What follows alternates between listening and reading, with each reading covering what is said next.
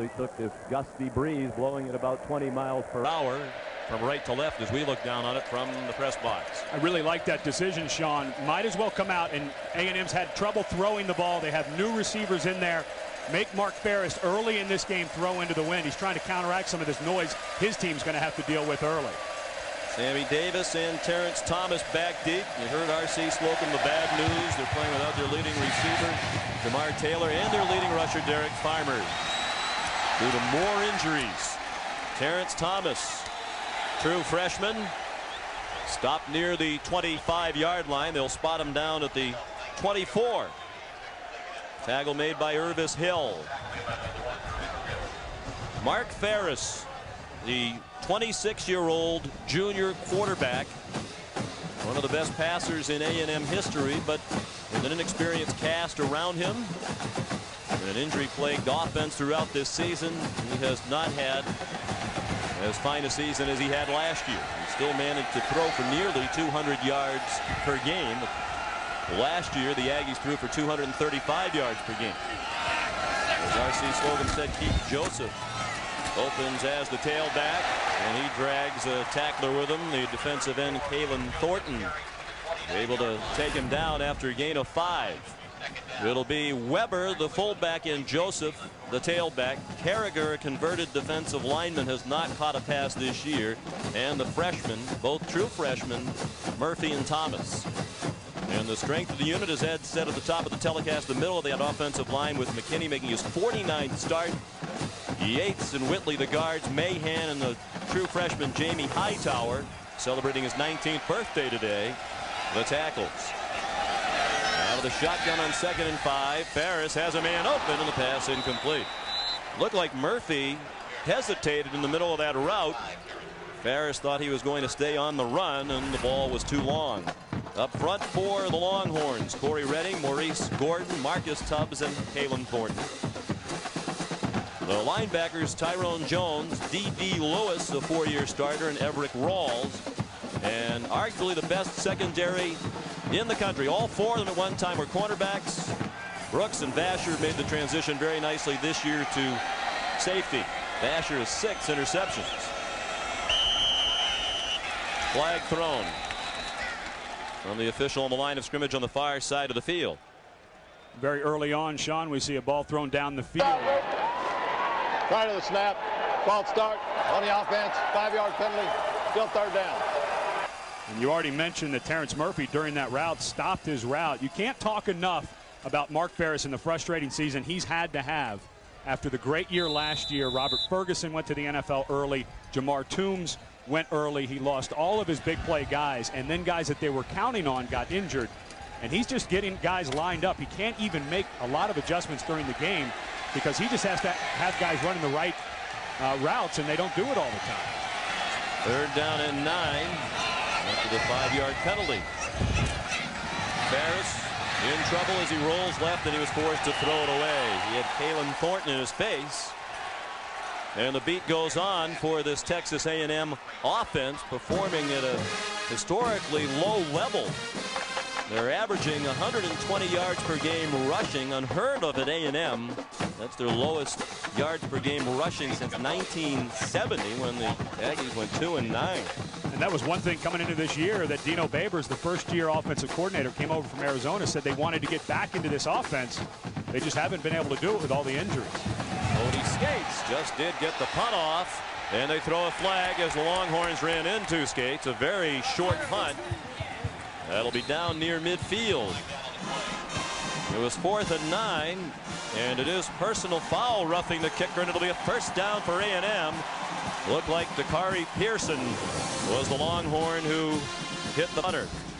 Well, Pearson diving in there, Sean. I don't know how that's a personal foul. I mean, he's diving over the top. I realize that the punter goes down, but to me, that looked like just running into the kicker, a 5-yard penalty. Against the defense, 15-yard penalty, automatic 1st down. Al Dowden is the referee. Skates limped off. They can't afford an injury to him. He doubles as their place kicker as well. Another circumstance due to injury is Chris Sims.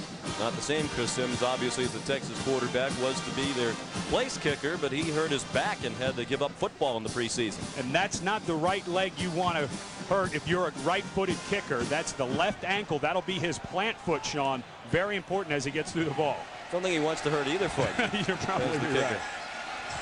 So it's Ferris in the offense back on the field. They can use all the help they can get. Keith Joseph tripped up at the line of scrimmage.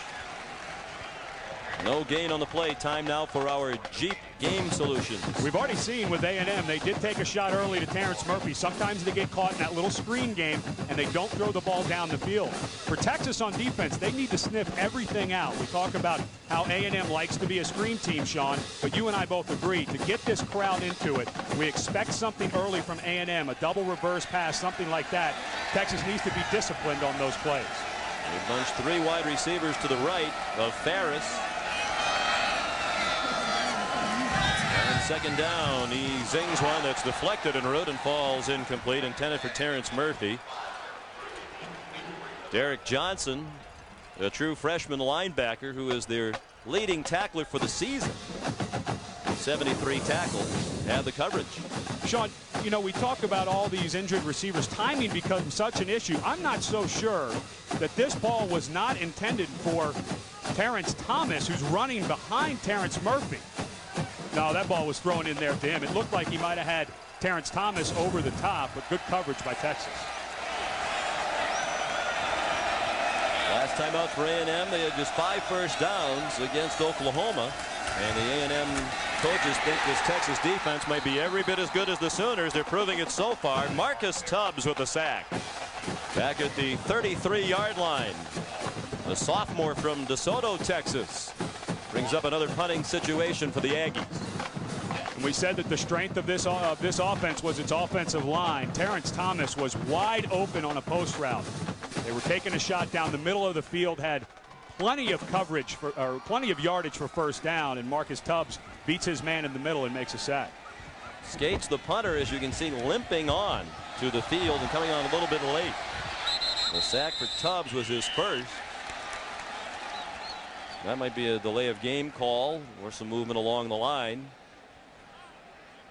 Skate still reaching down at that lower left leg.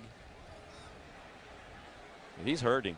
And it's one thing if he banged it and it's not really that injured, you know, at least you would have time to go out and walk it off. He doesn't have time to do that. Snap, false start on the offense. 5-yard penalty. Still 4th down.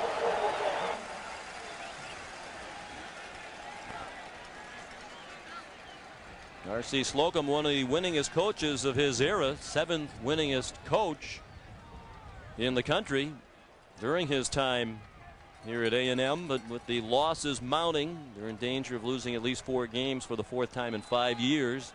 Some of his critics have become more vocal.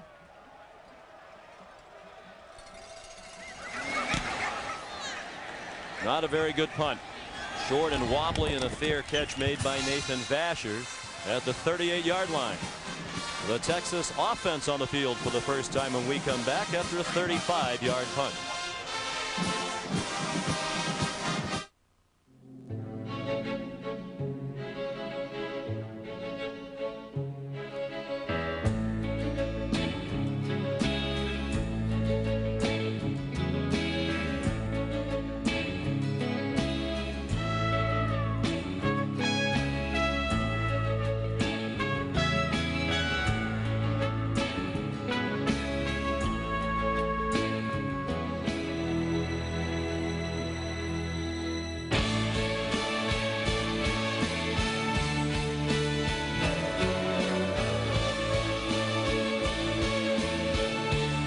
When you put passion into everything you build, it's hard to just let go.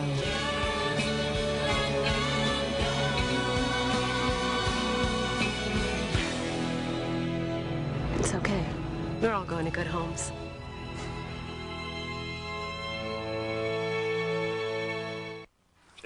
After Dad's stroke, he had to go into a nursing home. Well, it was okay. It was nearby. Yeah, but it wasn't like home. After a couple of months, we could bring him here and take care of him. He likes it better here. Right, Dad? Food's better. Flexible benefits for ongoing care from Mutual of Omaha. Social life is not much. Helping families take care of one another for over 90 years. You gotta have fun. A little bit of celebrating does not bother me. These are great athletes playing the game of football. That's a celebration. That's fun. That's because you ain't got no rhythm, man.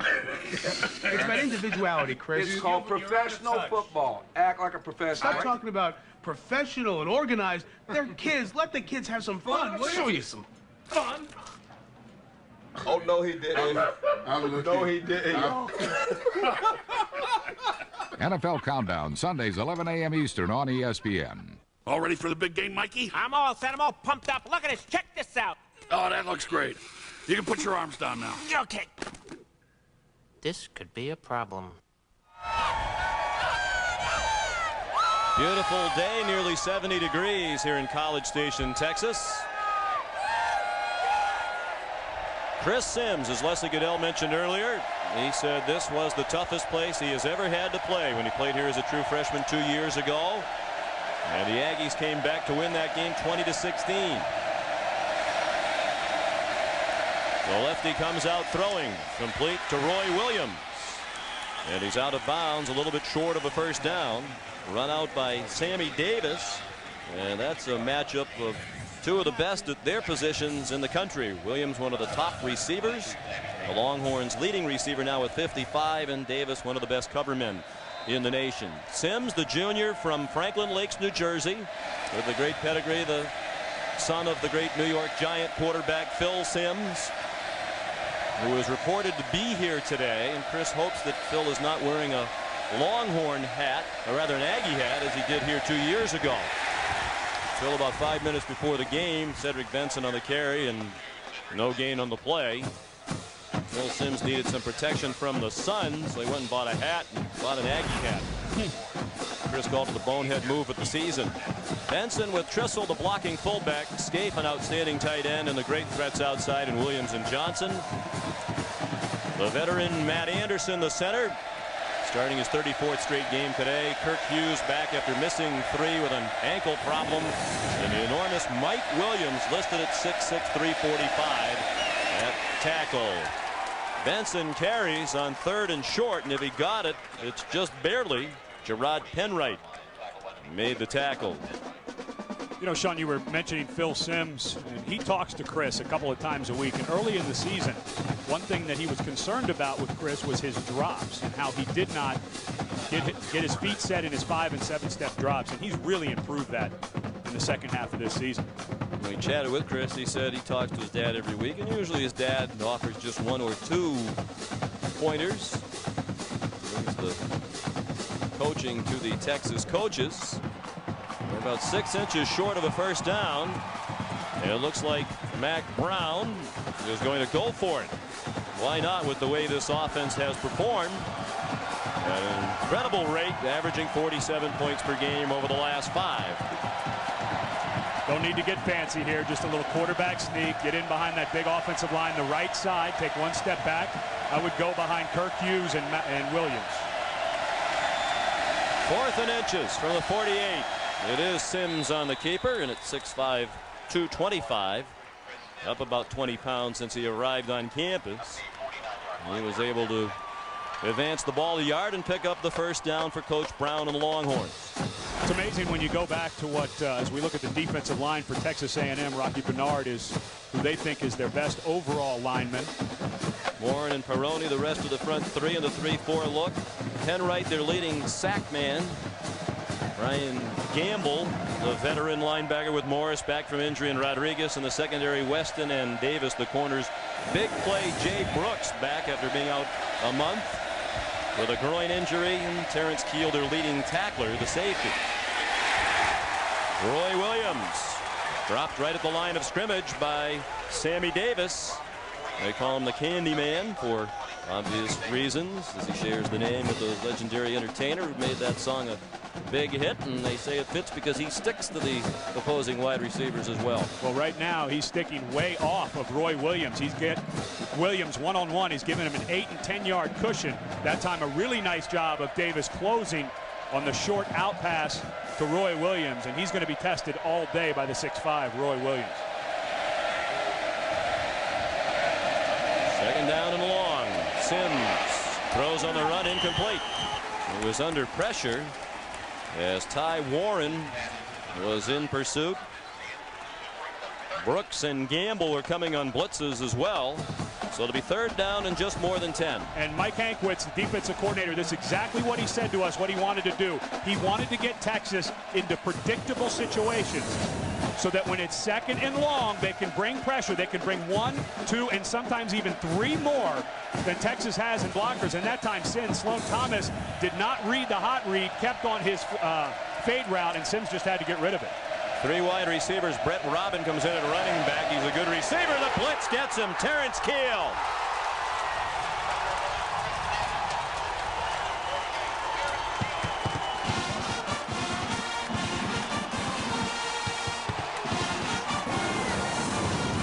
Right here, bottom of your screen, and Keel has been on a tear lately. This is as much of an out-and-out blitz as you can. Brought 7 rushers. All the other 4 were back covering one-on-one. You just can't pick that up. Texas has to block that inside out. You can't let a man run free through the A-gap. Ryan Bradford with a shank off the side of his foot and out of bounds along the far sideline. And the official over there still hasn't stopped. Finally, they'll mark it at the 40-yard line. Just a 19-yard punt. No score of the first quarter in College Station.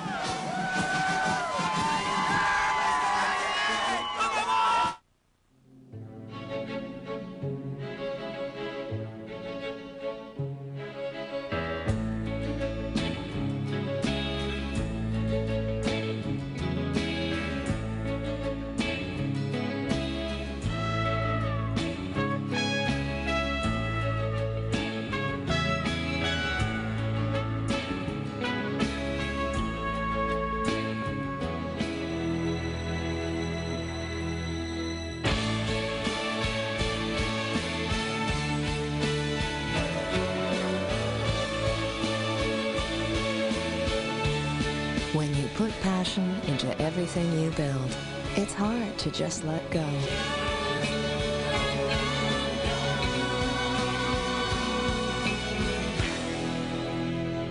It's okay. We're all going to good homes.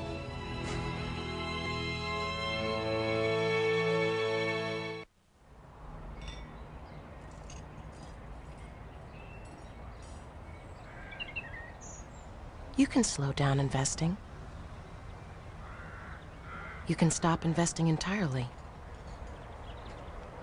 But you can't stop daughters from falling in love. Hi, Daddy. Which is why your Morgan Stanley financial advisor will never let you lose sight of what you're investing for.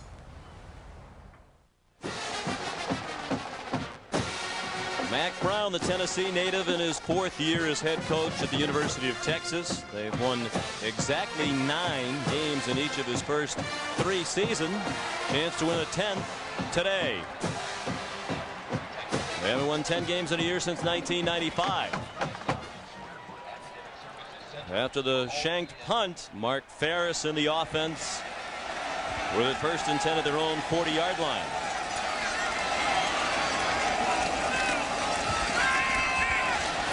Keith Joseph, the redshirt freshman from Houston, tackled by Maurice Gordon.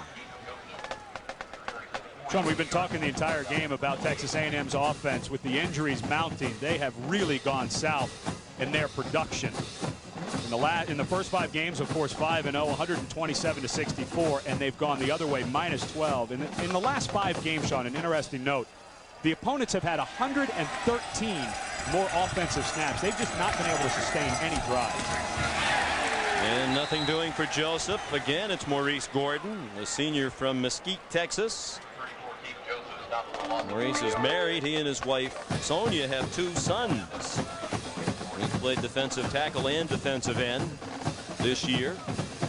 Part of what you were saying about A&M struggles lately, you have to give credit to the fact that they've played some outstanding defensive teams. Oklahoma in their last game. Texas Tech, a pretty good defense 2 weeks ago. Iowa State, Kansas State, and Colorado, the other teams they faced during that time. But a lot of the problems have been of their own doing. There's not enough weapons to make plays and move the chains consistently. 3rd and 10, and the pass incomplete. looking for Greg Porter, a wide receiver who's missed 5 games with a broken foot, and that has hurt their passing attack. The junior from Keller, Texas, like Mark Ferris, a talented baseball player. Ferris once a minor leaguer in the Pirates organization. Porter spent last summer playing rookie league ball in the Anaheim Angels system. And early on, Dino Babers, the offensive coordinator, rolling the pocket. He does not want Ferris sitting back there because Texas will get after you with the blitz. He doesn't want him to be a sitting duck. Skates has this one blocked. Picked up by the Longhorns. It'll be a touchdown for Texas. Blocked by Roderick Babers and run in by Tony Jeffrey.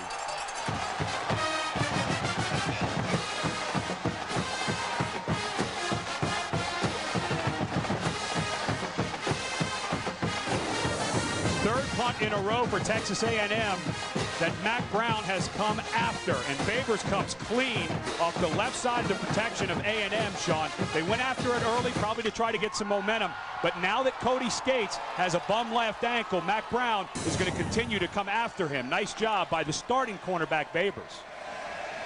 5th time Texas has blocked a punt this year. 2nd that Skates has had blocked. Dusty Mangum kicks the extra point. It's a 23-yard return to the block punt. Babers blocked it, and Tony Jeffrey carried it to 23 yards. And the Longhorns lead 7-0. 7:44 left in the first quarter in College Station.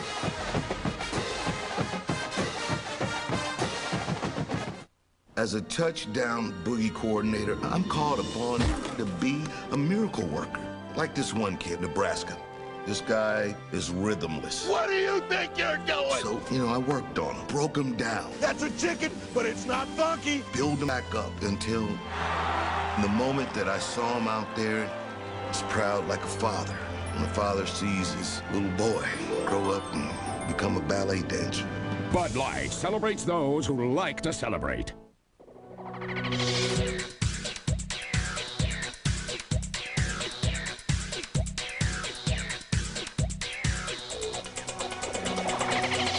Great car at a great rate. Call or click Thrifty.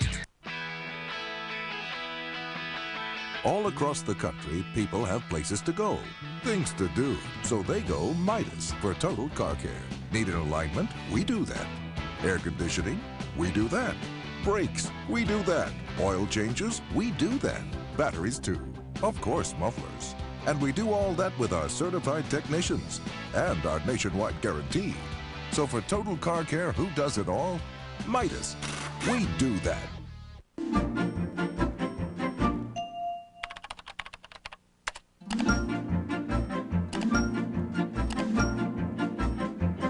For a great car at a great rate. Call or click Thrifty. He holds the key to a doorway she never imagined would lead to her own past. How did you know my name? A new alias, ABC Sunday. Welcome back to our Thanksgiving feast of college football here on ABC Sports, presented by Siemens. Texas, the great offense, the great defense, and the special teams to match. The block punt, run in for a touchdown, and it's 7-0 Longhorns, and David Pino kicks off again. For Terrence Thomas and Mickey Jones.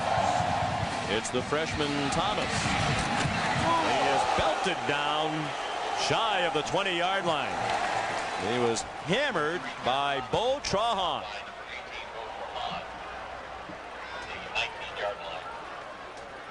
Trahan, who's listed as a backup quarterback for the Texas Longhorns, is also their leading tackler on special teams. He's a holder, and that is right up under the chin. You wouldn't expect a quarterback to be able to hit like that, but he is a terror on special teams for Mack Brown. They list him at 5'11", 200 pounds. He used all of that frame to lay the wood to the return man Thomas. From the 19-yard line, Mark Ferris going to do a lot of gesturing around the line of scrimmage to get this inexperienced offense together. That was a good call. Keith Joseph found a hole and a rare first down for the Aggies. Out to the 30-yard line, a run of 11. It was Tyrone Jones making the stop with help from Ahmad Brooks. And the difference in that running play compared to ones that we've seen early in the game is it hits very quickly. This is a zone blocking scheme by Texas A&M. Earlier, Dino Babers was calling some traps, some counter-type plays, and because of the speed in the middle for Texas, I think that A&M could overpower them one-on-one, but you cannot have long developing plays against this kind of speed. Second first down for A&M. The other one was on the roughing the punter penalty against the Longhorns. Ferris has to throw it away. Jermaine Anderson was putting the pressure on Ferris, and Mark's now 0 for 5 passing. Kind of get the feeling, Sean, that he just has a lack of confidence in some of these guys. That time Terrence Thomas came off. He had one-on-one coverage. The defensive back was so far off him, but he pulled the trigger on it. He didn't want to let it go, and then just a little bit of pressure late. Just doesn't feel comfortable with some of these guys running routes. There's two true freshman wide receivers in there now, in Murphy and Thomas. One to each side. The deep handoff, and Joseph stopped to the line of scrimmage by Kalen Thornton. He's a sophomore from Dallas. His dad, Bruce, played in the NFL and USFL.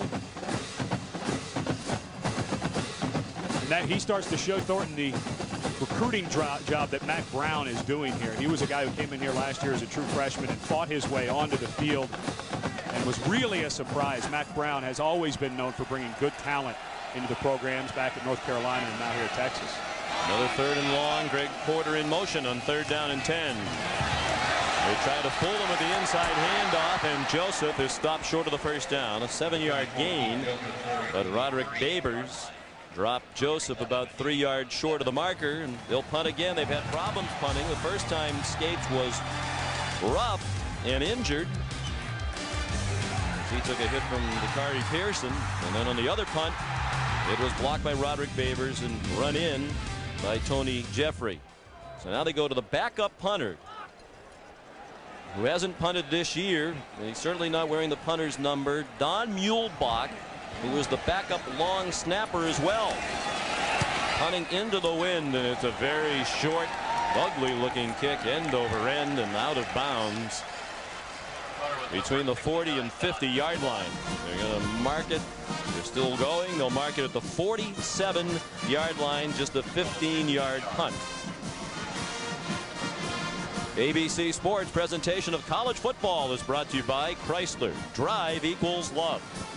By Bud Light, for the great taste that won't fill you up and never let you down, make it a Bud Light. And by Mutual of Omaha, providing insurance and financial services.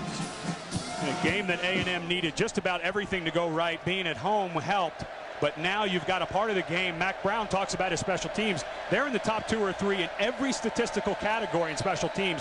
Now they have the backup punter, who's really the snapper. Wouldn't be surprised if they get another block before this one's over. Cedric Benson. A gain of 2. Let's check in with John Saunders at Times Square Stadium. Sean, here on the Burger King update. Southern Miss, East Carolina. David Garrard with a pitch to Rich Alston, and watch this pass. This is the 2nd touchdown pass he's thrown this year. On the money to Torrey Morris, 51 yards, 22-16. They get the 2 points after, but trail 25-18 at halftime.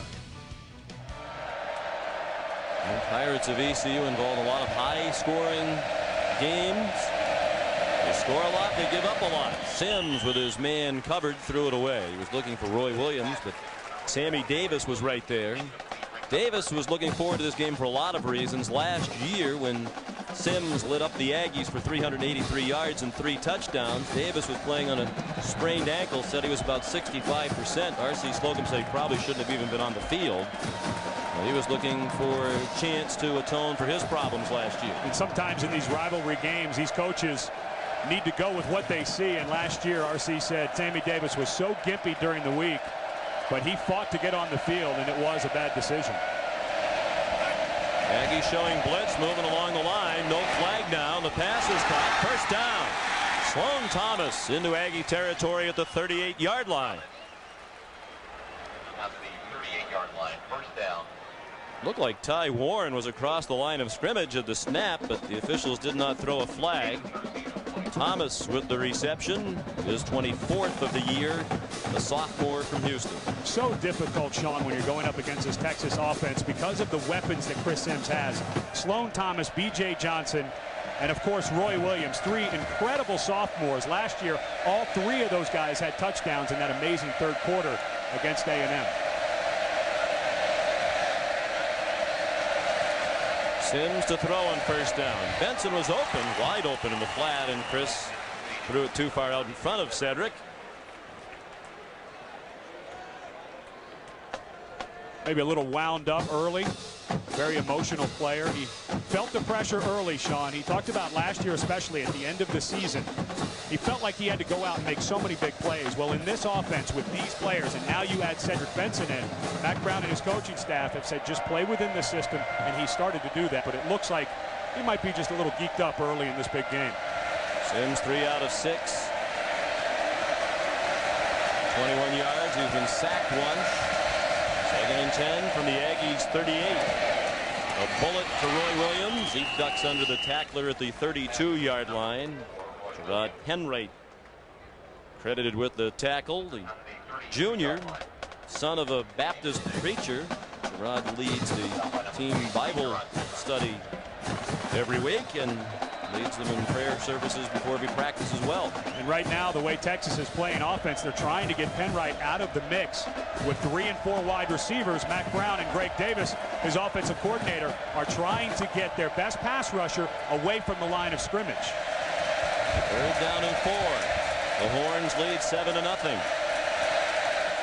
Sims throws it out. It's dropped. Very nearly a lateral, but waved down as an incomplete pass. B.J. Johnson couldn't hang on. Christian Rodriguez thought it might be a lateral and took off with the ball, but it was ruled a forward pass. And it'll be 4th down, and the field goal unit is coming on. He throws it right on the yard stripe. Sean, I think that's a lateral. Tough to tell from that angle. Here we'll get a better look at it, but Rodriguez had the right thought. That looks like a lateral to me, Sean. If anything, it was not parallel to that line. It looked like it was going away from it. 49-yard field goal try for Dusty Mangum with the win, but he pushes it to the right. He has the leg to do it. Made a 51-yarder earlier this year against North Carolina. With a gusty breeze at his back, he didn't get it very high in the air and missed wide right. So the Aggies survive the 15-yard punt. Sean, I think this might be a lateral. Let me know what you think. Take a look and see if this ball, as it travels down the 35-yard line, see if it doesn't go back just a little bit as Sims releases it out into the flat. And he's throwing it from just beyond the 36, and that's just about where the ball hit the hands of Johnson. 1st and 10.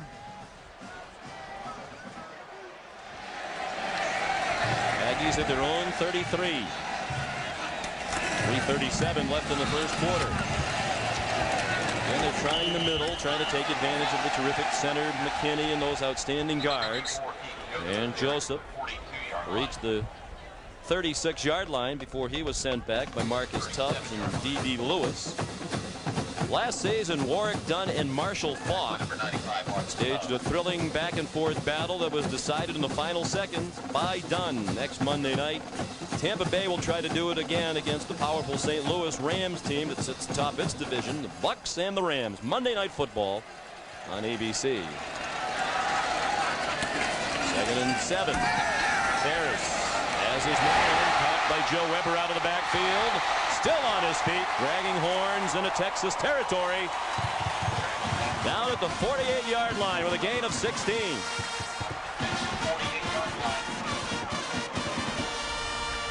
And Texas has so much faith in their defensive backs that they're playing one-on-one coverage over to the left. They have a little bit of help from Ahmad Brooks. But the tiny little play fake there, and what an excellent fake by Joe Weber. He's such a talented fullback. Used to play tailback, so good out of the backfield. He went fake like he was going to cut block. So the linebacker who had coverage on him thought that it was a run. Very nice fake by Joe Weber. First completion for Ferris. 1 for 6. Joseph hammered. Looked like he had some running room, but he decided to run right into Everett Rawls. Like he had holes to either side of Rawls, but he had a head-on collision with Everett, the senior from Texas City, Texas. And Sean, we mentioned that Derek Farmer, the guy who usually plays running back, is out. A really nice lead block. It did look like if he took that to the left, there was space. But here's a guy who has not practiced a lot with the first unit. Because that Derek Farmer has been their starting running back the last half of the season, sometimes they don't have a feel for all those different plays. 2nd and 10, and Ferris couldn't even complete his drop. Maurice Gordon, who's had a terrific first quarter, drops Ferris for a big loss back at the A&M 45. A loss of 7 on the play. Little miscommunication. Here's Gordon lined up in the shaded nose, and Seth McKinney, I believe, was thinking he was going to get help from Taylor Whitley. You have to determine as the center. You have to tell your guard if you're saying that the defensive tackle is on the guard or on the center. That time miscommunication by McKinney and Whitley, who's been playing together for the last 2 years. A little surprised that they wouldn't get that straight.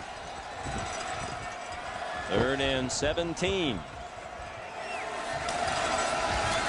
4-man rush, and still Ferris flush from the pocket.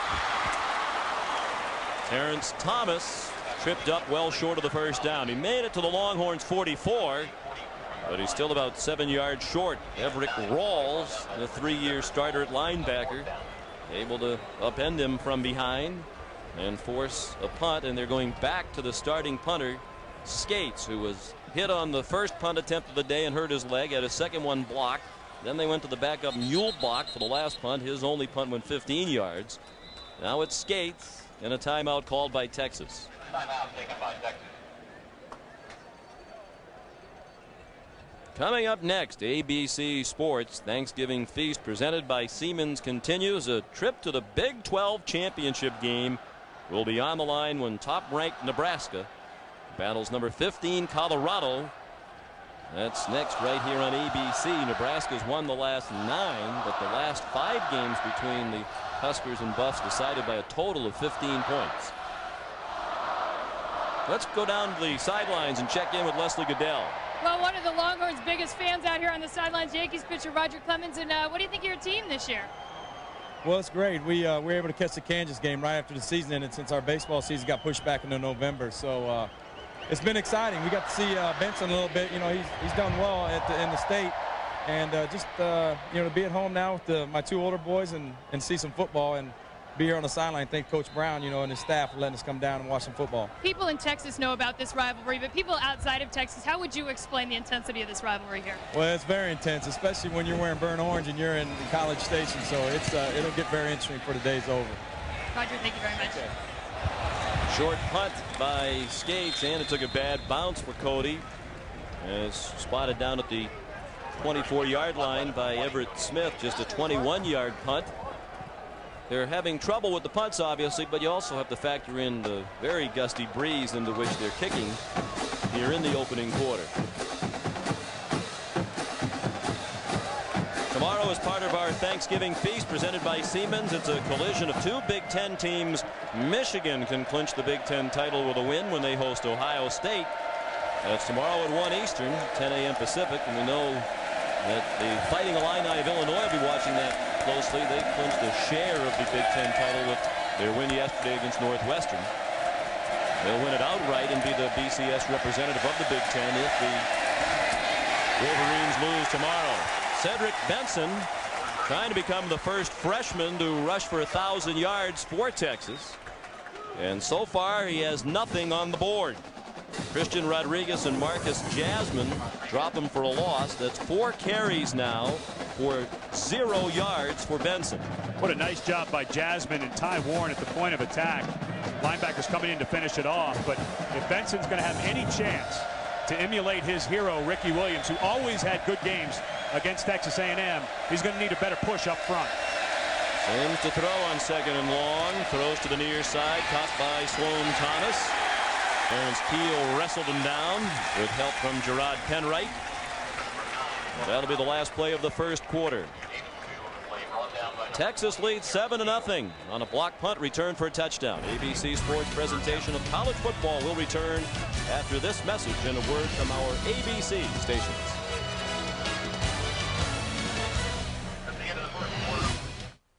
Circuit City presents The Big Picture. In 1998, Texas A&M and the Kansas State Wildcats battled until double overtime in the Big 12 championship game. In the second OT, A&M's Sir Parker scored the winning TD on a 32-yard reception. What you may not have known is that at the end of regulation, Kansas State had a chance for the win. But quarterback Michael Bishop's Hail Mary went unanswered. Wow, MP3 player, digital camera, DVD player, very nice. Looks like somebody's kids are going to be very happy this holiday. Kids! Could you? I'll be right.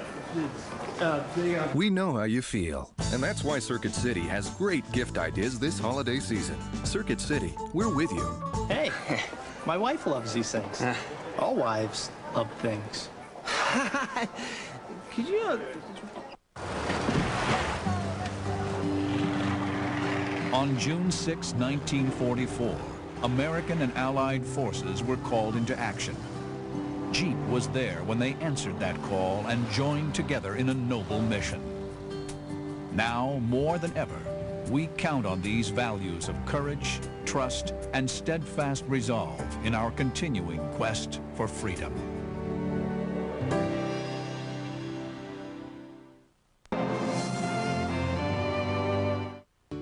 The Fox River Valley has all kinds of good people who get hurt in accidents through no fault of their own. But no matter how serious the injury, they share one thing in common: the need for support and help. And they get that help from family, friends, and from a dedicated team of lawyers. Habish, Habish & Rotier, known and respected throughout the Fox River Valley. Action 2 News, coverage you can count on.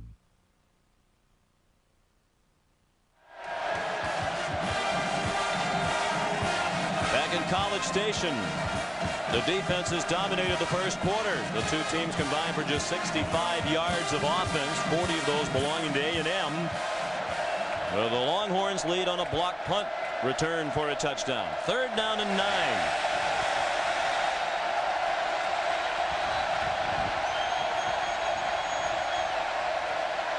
Sims throws incomplete. Well, the official saying he caught it. Sammy Davis ripped the ball out. The ball came out quickly, but the officials ruled that Roy Williams had it long enough to be a catch and a first down just across the 34-yard line. Can't ask for better one-on-one coverage for Sammy Davis. The out route, a really nice throw. There's a linebacker out there. Yep, he had the ball for at least 2 steps before. That ball looks like it's bouncing around a little bit. I'm not sure he ever had it secured, and his arms are up against his chest.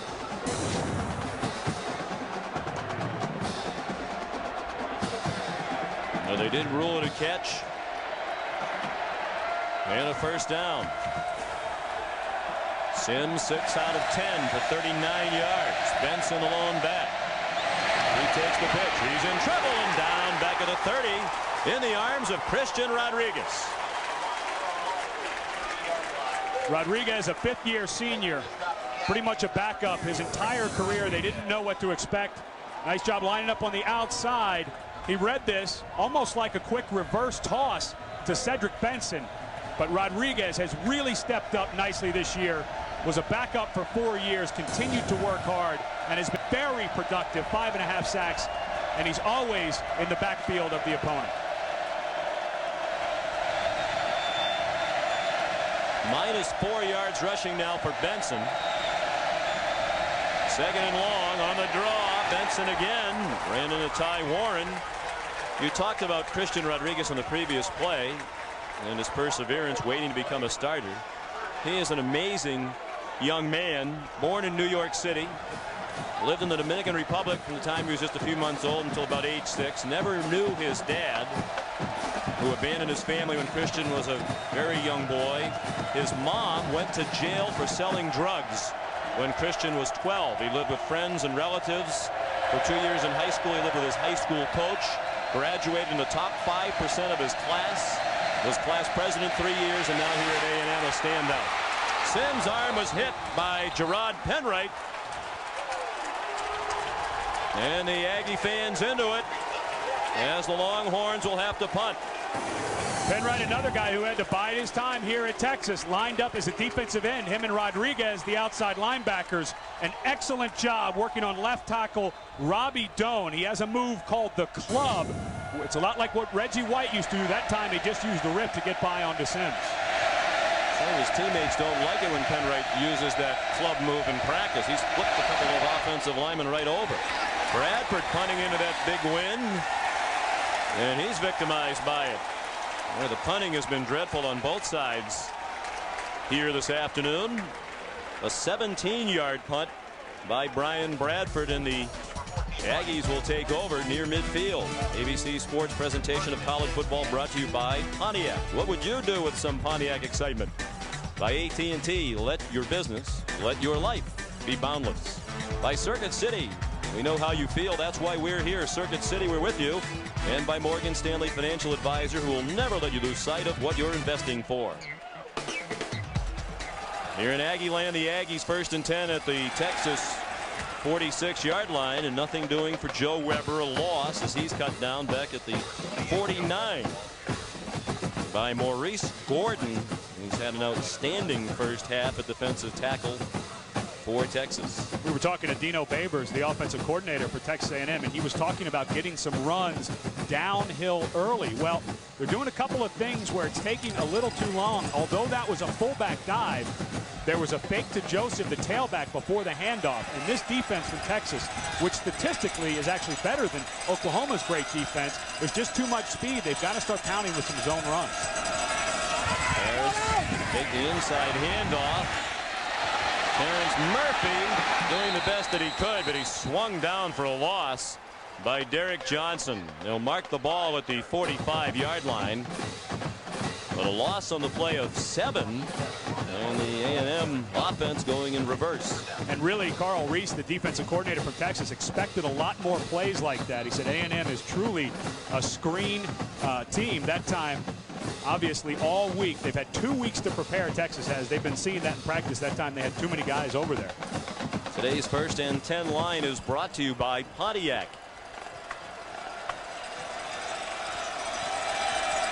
Third down and 19 for the Aggies.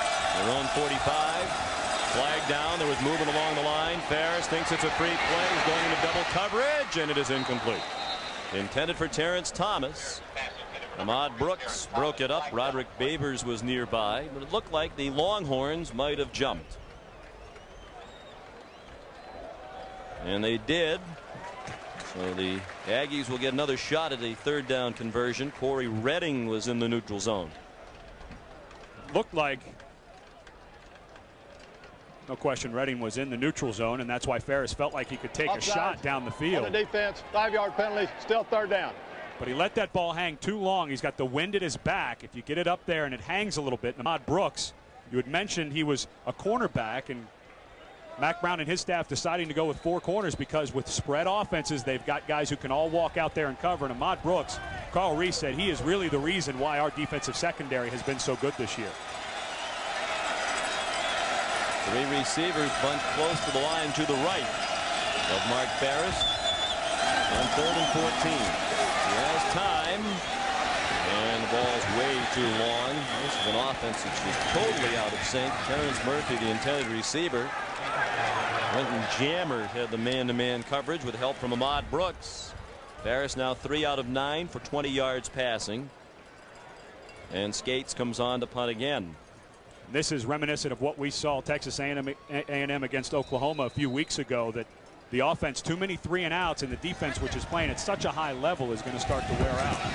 Skates under pressure again, gets it up into the breeze, a wobbly kick. They're in position to down it inside the 10, and they do. Caught out of midair by Byron Jones at the 7-yard line. A 43-yard punt. The Aggie defense has been terrific, but Texas still leads by 7. What would you do if someone passed you the keys to a Pontiac Grand Am for a week? Now I'm getting psyched. Holy moly.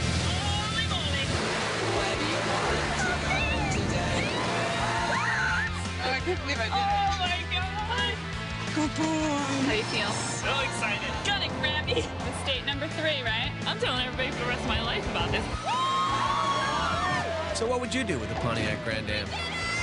Tell us at Pontiac.com. Want to try that Triple Lutz? What the heck? I got supplemental insurance. What's that?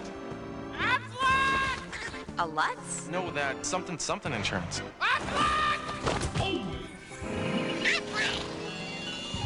Even the best insurance doesn't give you cash for things like lost pay and other expenses. This does. What does?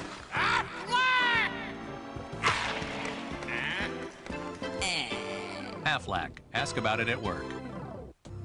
Behold the legendary Lord of the Rings. Behold Gandalf, the wizard. Behold Frodo, the hobbit. And now they're not just to behold, they're to be held. Now at Burger King, when you behold and buy a Whopper value meal, even when you hold the pickles, get a magical Lord of the Rings light-up glass goblet, just $1.99 each. Collect all 4, and behold Strider, the ranger, and Arwen, the elf. They're all yours to have and to hold. The adventure begins here.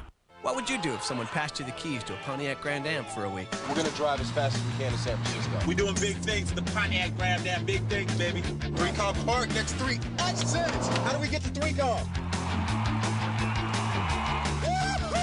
Vegas! This is like living a dream, baby. Yeah! Welcome to Vegas, baby. We on the strip, baby. On the strip. Oh, yeah! Girls gone wild at the Bellagio. Yes. So what would you do with the Pontiac Grand Am? How you doing? Tell us at Pontiac.com.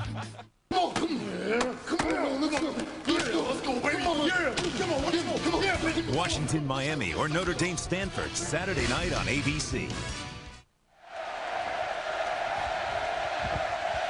11.5 left in the first half. Texas leads 7-0. The Horns have just 29 yards of offense. Cedric Benson picks up 3, but he still has rushed for just -2 yards today as his Texas A&M defense is shutting down all the big weapons for the Horns. These are the guys you got to shut down. Roy Williams, Chris Sims getting hit hard by Terrence Keel, and a really nice job by this defensive front of Texas A&M. That's a big, powerful offensive line that they're going up against. And Cedric Benson, -5 yards, now 110 yards from going over the 1,000-yard mark.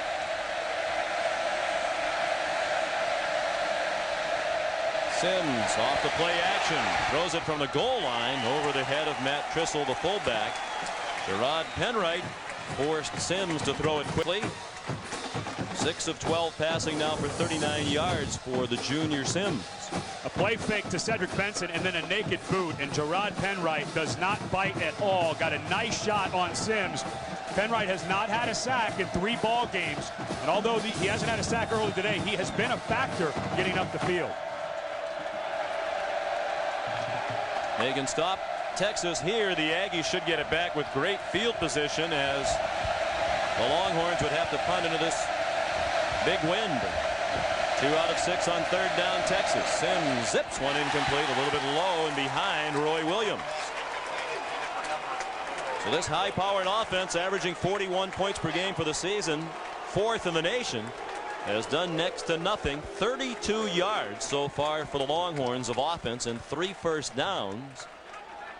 Nearly 4.5 minutes into the second quarter. Such a nice job by Mike Hankwitz, giving different looks to Chris Sims. He looks a little bit confused right now. Brian Bradford standing in the end zone. Low wobbly punt. Nicky Jones caught it at the 40 and is knocked down after return of 1 yard. Irvis Hill, another special teams tackle, his second of the day. A 30-yard punt, a 1-yard return. Time now for the Aflac trivia question. In 1956, the Aggies were 9-0-1 under Bear Bryant, which 2 co-captains of that team went on to become NFL head coaches.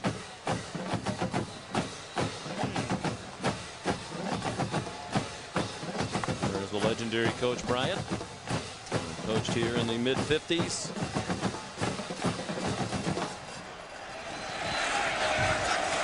A&M with 31 yards of offense and 3 first downs so far. Ferris off target.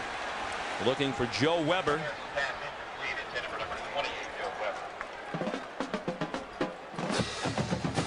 I think Dino Babers, the offensive coordinator for RC Slocum, they're moving the pocket, and Ferris just does not look sharp as he's running around trying to throw it. He usually moves and throws very well. They might want to try to get something just to get some kind of rhythm for Ferris. He's not had a very good start. He's had a couple of guys open, just 3 of 10 for 20 yards so far. But maybe just something short, a little out route or something, so he can get some kind of flow into the game. Running the option. Doubling catch made by Joseph. He puts his head down and gets near a first down at the 30. He's about a yard short. Ahmad Brooks made the tackle. Keith Joseph was a guy that earlier in the year was starting before they discovered Derek Farmer, who's out with a hyperextended knee today. This little option look, you're not going to see a lot of this. Very nice hands by Joseph bringing that in, but he's 221 pounds. He's not a shifty guy. He's going to run right into some people. 105 yards rushing early in the season against Wyoming, so he's been there and done that. Full house backfield in 3rd and short. Weber, first down to the Texas 26-yard line. D.D. Lewis and Quentin Jammer made the tackle.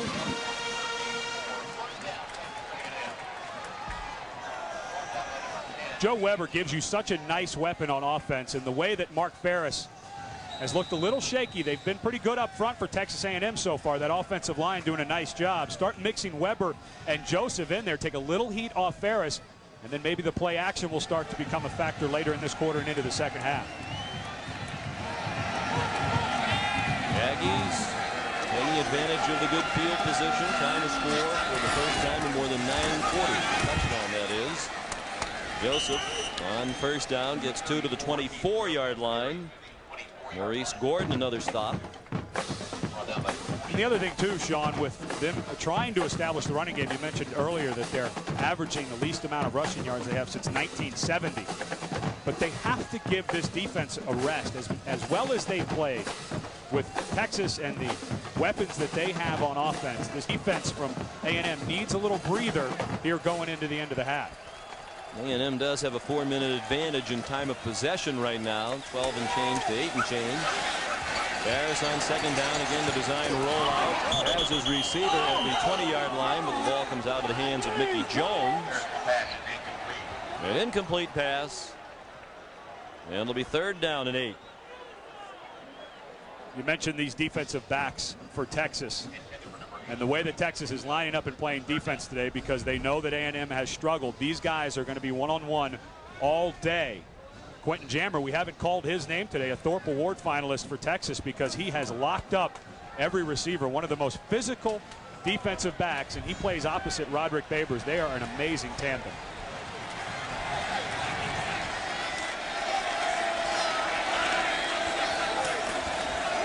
Harris on 3rd and 8 sets up a screen, and Weber is belted down immediately. Dakari Pearson, who comes in as a nickelback. Nice play by the sophomore from Dayton, Texas.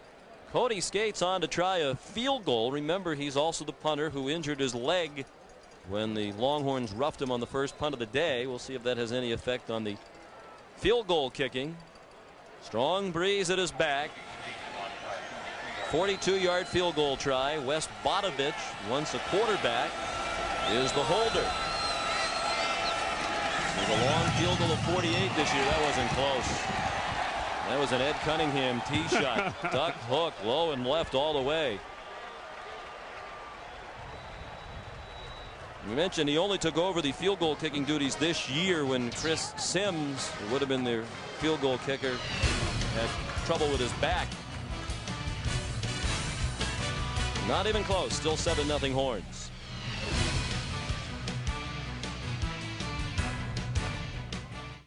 Spin, spin, spin the globe.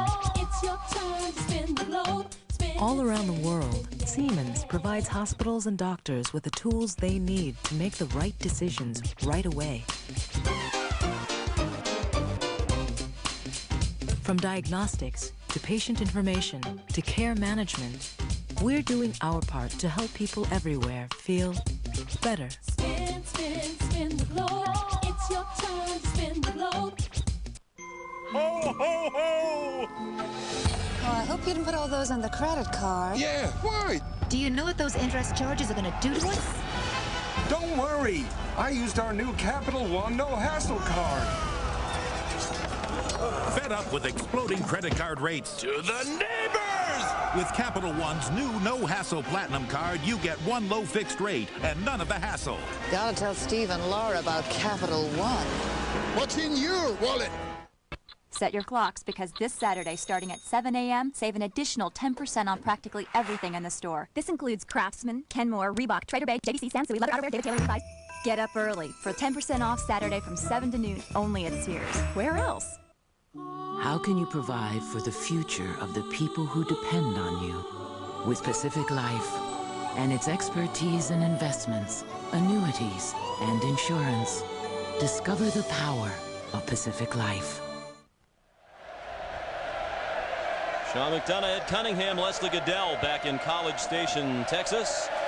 Defenses continuing to dominate. The Horns lead 7-0 on a block punt return for a touchdown. Cedric Benson stacked up again for no gain. Amon Simon, a backup linebacker, leading the defensive surge. He's a senior from Houston. You go back and you look at the kick by Cody Skates. Watch how gingerly he runs up to this ball. He has no force with his left foot. He's trying to do everything with his right foot.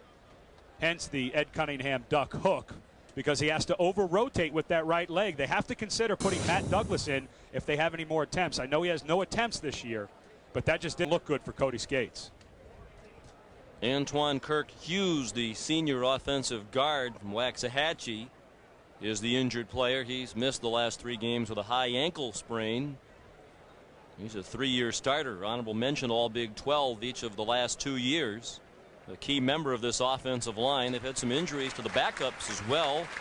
Tillman Holloway and Bo Baker have been banged up. And again, it looks like the ankle might be troubling Kirk Hughes again.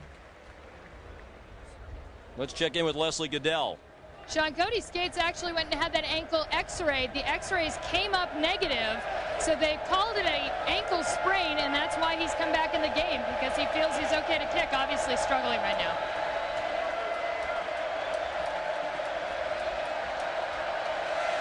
Second and 10 from the 25. Benson still with -2 yards rushing on 8 carries.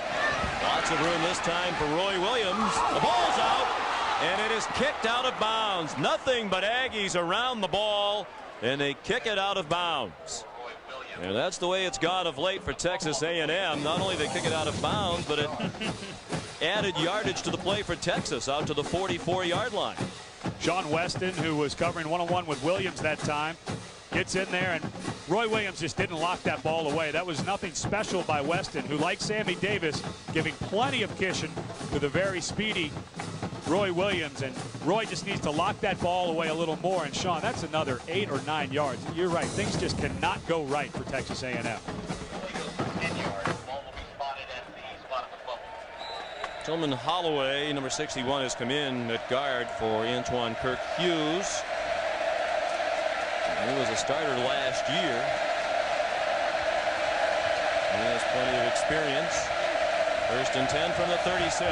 Midway through the second quarter. Sims. Almost intercepted by Amon Simon.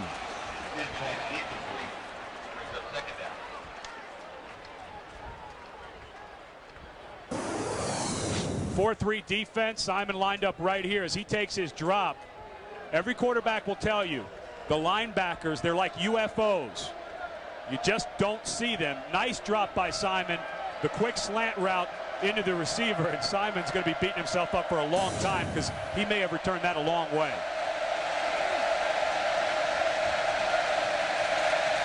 On second and 10, Sims in trouble. He's across the line, pulled down from behind at the 42-yard line. A gain of 6. Linus Smith, the backup defensive lineman who plays a lot, made the tackle. He's a sophomore from Tyler, Texas, a cousin of the Aggies wide receiver and punt returner Mickey Jones. Change up defensive ends become linebackers. That time a very nice job by Ty Warren getting Sims out of the pocket.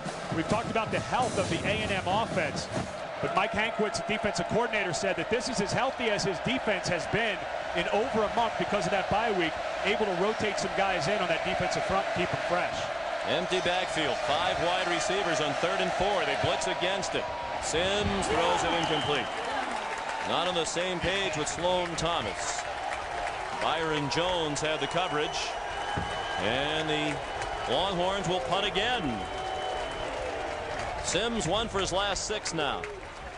And here's where that wind starts to become a factor now that the quarter has changed. Now Texas will be punting into the wind. A&M already going to end up with decent field position, but you got to think it'll be aided. A lot of guys on the line of scrimmage, maybe a rush. Bradford with a good punt this time into the wind. Mickey Jones caught it at the 18. And he's down at the 23-yard line. Bo Trahan made the tackle. 6:15 left in the first half. Texas leads 7-0.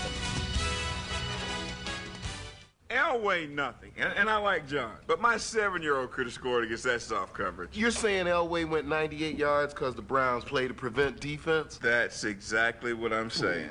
Sterling, I don't think so. I played in the game. It was a great drive. Why you dissing Elway anyway? No reason. But what are you going to do about it? Come on, won't you cry about it? Come on. Sterling, do it again. NFL Countdown, Sundays, 11 a.m. Eastern on ESPN.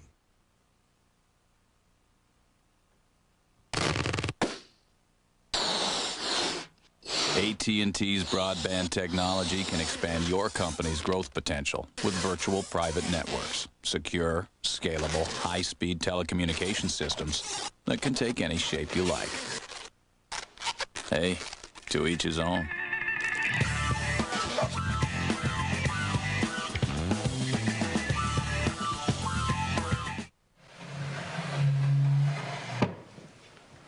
You can slow down investing. You can stop investing entirely. There was one man who had a funny hat. But you can't stop curious toddlers from one day becoming college freshmen. And there was a small man that someone put him in a bird cage. Which is why your Morgan Stanley financial advisor will never let you lose sight of what you're investing for. And we haven't cured cancer. We don't know how to close the hole in the ozone layer. We can't control the weather or the crops or hunger. We can't keep the sun from burning out one day. And we can't stop war. Yet, we're Texas. ABC Sports Thanksgiving Feast is presented by Siemens. Siemens, global network of innovation.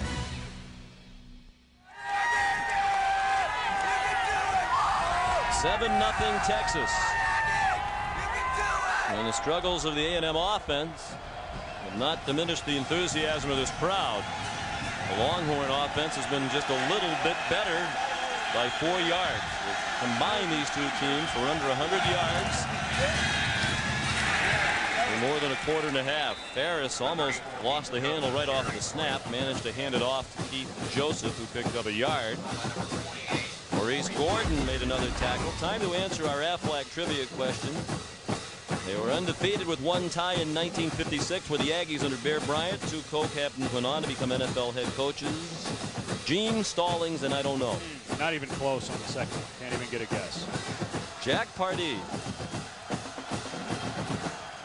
A good trivia question.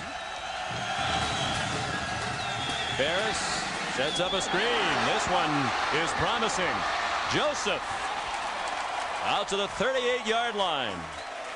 Derek Johnson, the freshman, made the tackle. A gain of 16. Texas was expecting a lot of screens from the Aggies, but still A&M managed to pick up 16 on that one. Mark Ferris with the play fake to Joseph, rolls to his right, comes all the way back. A really nice job of selling the fake. A&M had been moving the pocket early on with Ferris just going to right or left and throwing that way. This time, Dino Babers takes advantage of that flow action that he's been running early on. It comes all the way back to Joseph. A really nice call by Babers.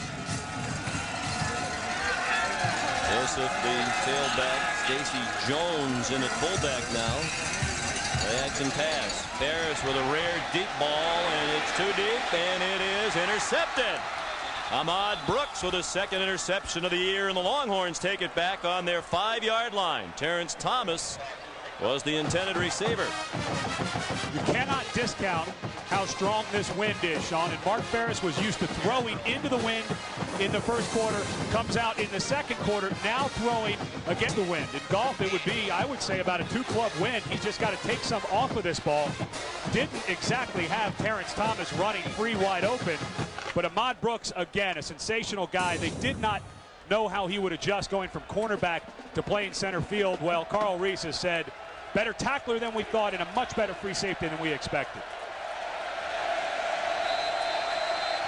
Well, given the problems they're having with their punters, the injury to Skates, this may not be such a bad thing for A&M in this game of field position. They have the Horns going into the wind back on their own 5-yard line. Benson finds the running. Very difficult again.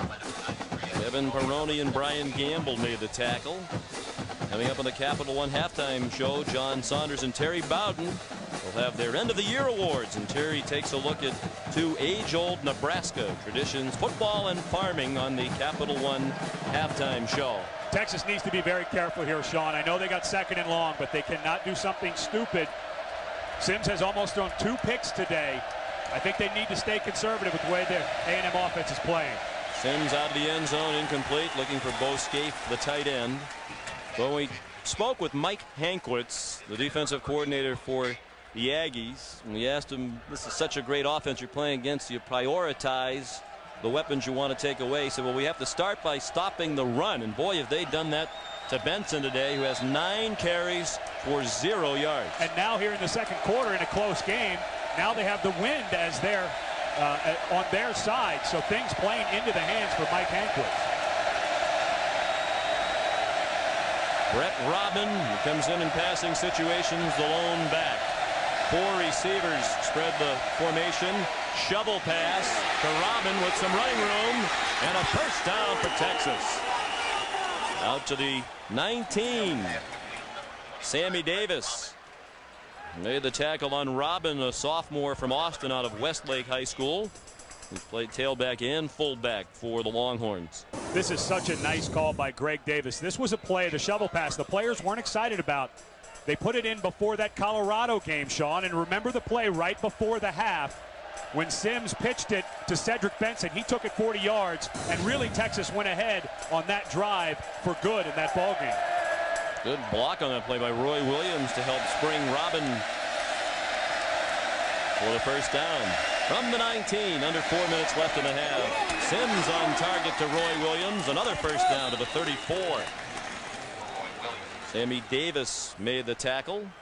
6 catches, 49 yards for Williams after a 15-yard gain. Time for the Pontiac drive summary. They're moving now after 4 punts and a missed field goal on the last 5 possessions.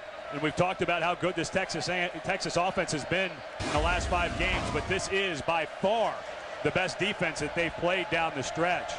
Finally getting something going here. 3.5 left in the half.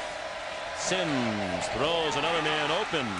B.J. Johnson gave up the first down yardage when he circled back, trying to make it into a bigger gain. Gain to the 42. Jared Morris and Sean Weston combining on the tackle. A gain of 8 for Johnson, a sophomore from Grand Prairie, Texas, on his first catch. And now Chris Sims is starting to get comfortable in the pocket, starting to be able to set his feet and deliver strikes. No one has ever questioned Sims' arm strength, and if Texas A&M allows him to set up in the pocket, it'll be a long second half. Benson carried for the first down. That gets him into the plus column in rushing yards for the day. It's his longest run of the game, a 4-yard gain. Bear in mind that the longest run this season against the Aggie defense, 22 yards.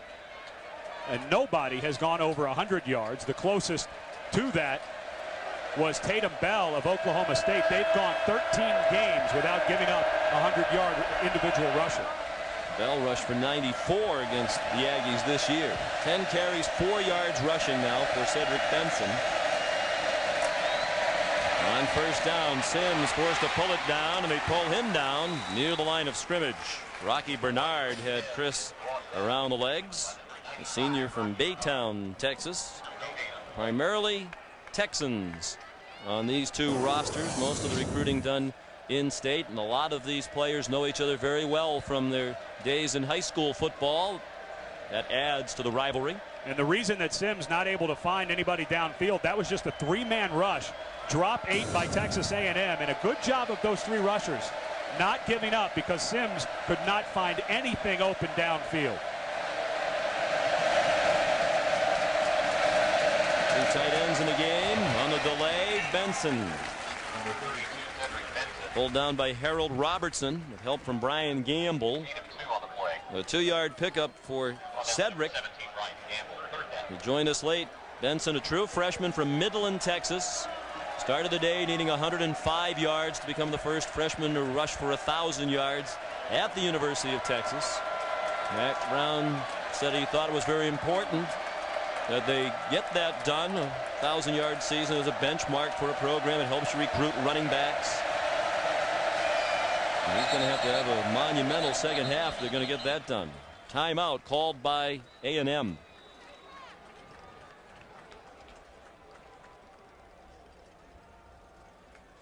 Time now for our Pacific Life game summary, and the kicking game has played a big part in this one.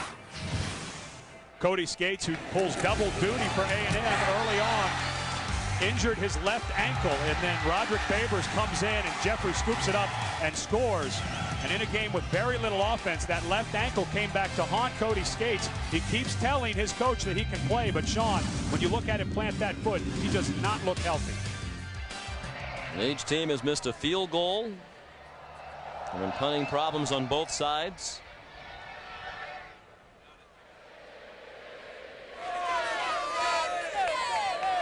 Next Saturday night, the top 2 teams in the Big 12 will battle it out for the conference crown and an automatic BCS bid, the Dr. Pepper Big 12 Championship. Next Saturday night, live at 8 Eastern, 5 Pacific. Of course, Nebraska and Colorado play later today here on ABC Sports. The winner of that one will represent the North. Oklahoma will represent the South if the Sooners beat Oklahoma State in the Bedlam Series tomorrow in Norman. Texas needs a win in this game and an Oklahoma loss tomorrow. Mack Brown knows that's not very likely, but he feels with a win today, the Longhorns would have a great shot at being one of the 8 teams selected in one of the 4 BCS bowl games. They'd be 10-1. 1:08 left in the half. Sims on 3rd down, deflected pass, incomplete. It was intended for Bo Scaife, the tight end. After it caromed off the traffic, it hung in the air for a while. Brian Gamble had good coverage. And he's the son of an outstanding player, Lucky Gamble, who played at Baylor and is now a successful high school coach here in the state of Texas. Ty Warren, and there at the nose guard position, was a defensive end last year, moved back out. He's also playing a great game, getting consistent pressure on the quarterback. And Bradford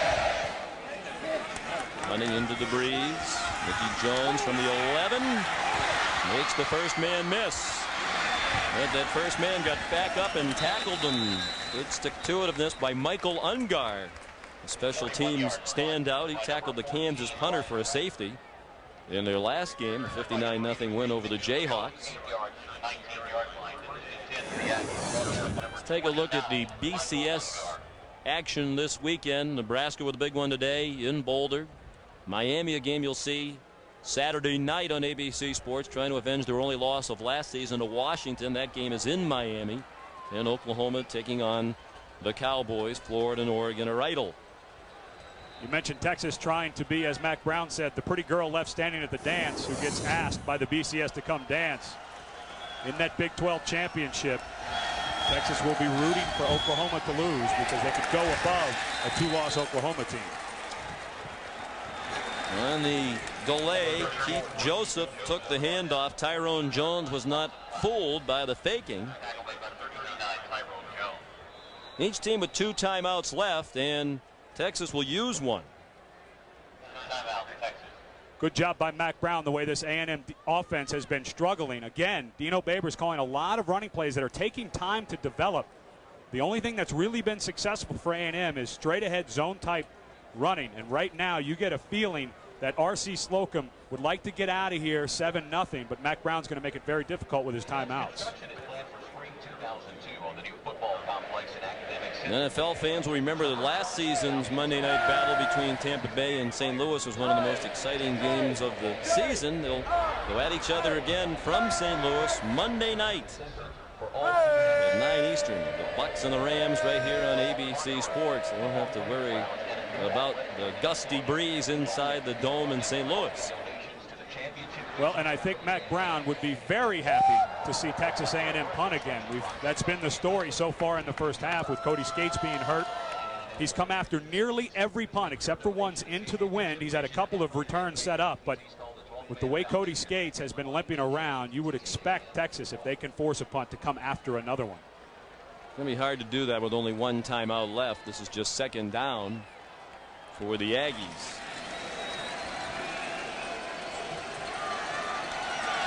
Second and 15. Only 5 first downs for A&M in this half, but that matches the totals that they had in their entire game last time out against the Oklahoma Sooners. Joseph will be spotted down back near the 18-yard line where his knee first touched. Well, and Mack Brown is not using those timeouts, Sean, because of how long that play took to take. They would not have been able to stop the clock before that 4th down. A&M would have been able to run it out. 92 yards of offense for Texas, 60 for Texas A&M, 12 first downs combined, 7 for Texas. The defense is controlling the proceedings throughout. Texas leads on a block punt, returned 23 yards for a touchdown by Tony Jeffrey after Roderick Babers blocked it. Leslie Goodell's with Mack Brown. Well, Coach, certainly a game you knew wasn't going to be easy, but let's start with your defense, holding them to just 60 total yards in the first half. Your impressions? Leslie, it's been a game of 2 great defenses right now. Our offense started to move the ball better at the end of the half. Looked like they got some more confidence. Playing on the road's always tougher, and we knew that. I think it's been a game of 2 defenses. Our offense looks like they're coming back a little bit, and our kicking game's been really, really good. I'm glad to see Brian Bradford changing field position in this wind with the punting. Great block punt.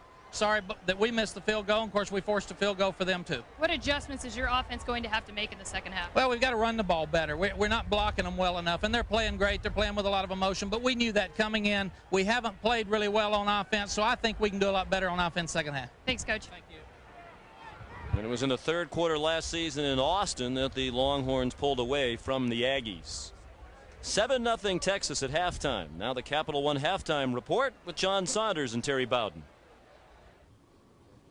All right, Sean, thanks a lot. You are looking at a Texas offense that has averaged 46 points a game since the loss to Oklahoma. Where is it? Well, this is Texas A&M defense. It's the best defense they've played since they played Oklahoma. They're much better, but Texas better run the football if they're going to open up the passing game. You think about this, if they don't win today or if Oklahoma doesn't lose tomorrow, they're not going to get into the Big 12 championship game. Today could be an audition for another BCS game in that large bid. They need to have a very good win here, too, because you got Illinois now 10-1. Tennessee or Florida, one of those is going to want a second at-large berth. So, again, there's only 2 at-large berths, and Texas has got to fight to get it. All right, 7-0, the second half still to come. But first, the Capital One halftime show. We return with that after this message and a word from our ABC stations. What would you do if someone passed you the keys to a Pontiac Grand Prix for a week? We're on our way to Lime Rock, premier Grand Prix racetrack around here. Where else would you take a Grand Prix except on a Grand Prix track? Let me see how you handle, baby. Did I tell you? It's so much fun. Get out of my way! Talk about an adventure. None of us have ever been to AC. Tuxes, dinner. What do you mean it's nice? I don't look like a waiter. Can you hit him? So what would you do with the Pontiac Grand Prix? Elvis! Tell us at Pontiac.com. By all appearances, I'm a server. But look deeper, and you'll see that I'm an entire company. A direct one-to-one relationship that adds value instead of costs.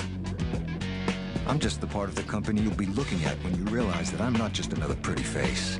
I'm a better way of doing things. Enterprise systems that are easy to build, easy to own, easy as Dell. Dell PowerEdge servers use Intel Pentium 3 Xeon processors.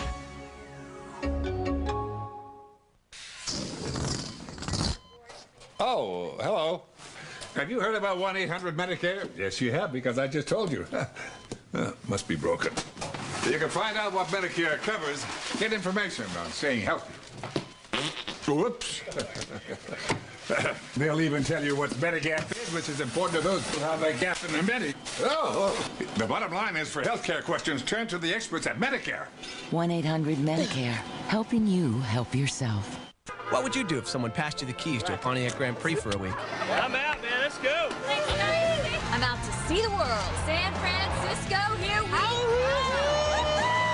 Are we having fun yet? Doesn't take much to have fun, does it?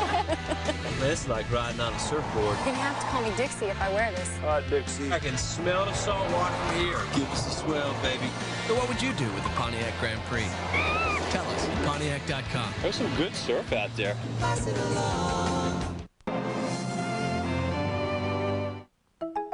There's paradise right here at home, and it's always the right time to go. Your resort and island getaway is waiting for you every day at the Island Resort and Casino. Island Resort and Casino. Your island getaway. Island Resort and Casino is waiting for you every day. Kick off your Monday night with Monday Night Kickoff, Monday at 7:30. The Capital One Halftime Show, presented by Capital One, who asks, what's in your wallet? From Times Square Stadium in New York, John Saunders and Terry Bowden.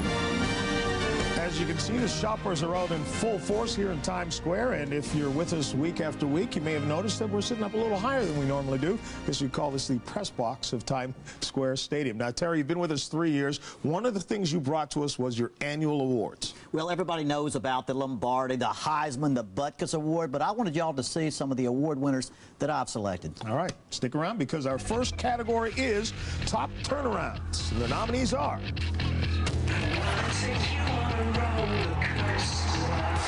Rising from the bottom of the Big Ten a year ago, the Fighting Illini of Illinois have gained at least a share of the Big Ten title. One of just 3 undefeated teams, BYU has been dominating, and the Cougars are having their best season since their '84 championship. There was no shortage of preseason hype in the Pacific Northwest, but none went to Washington State, who finished 9-2.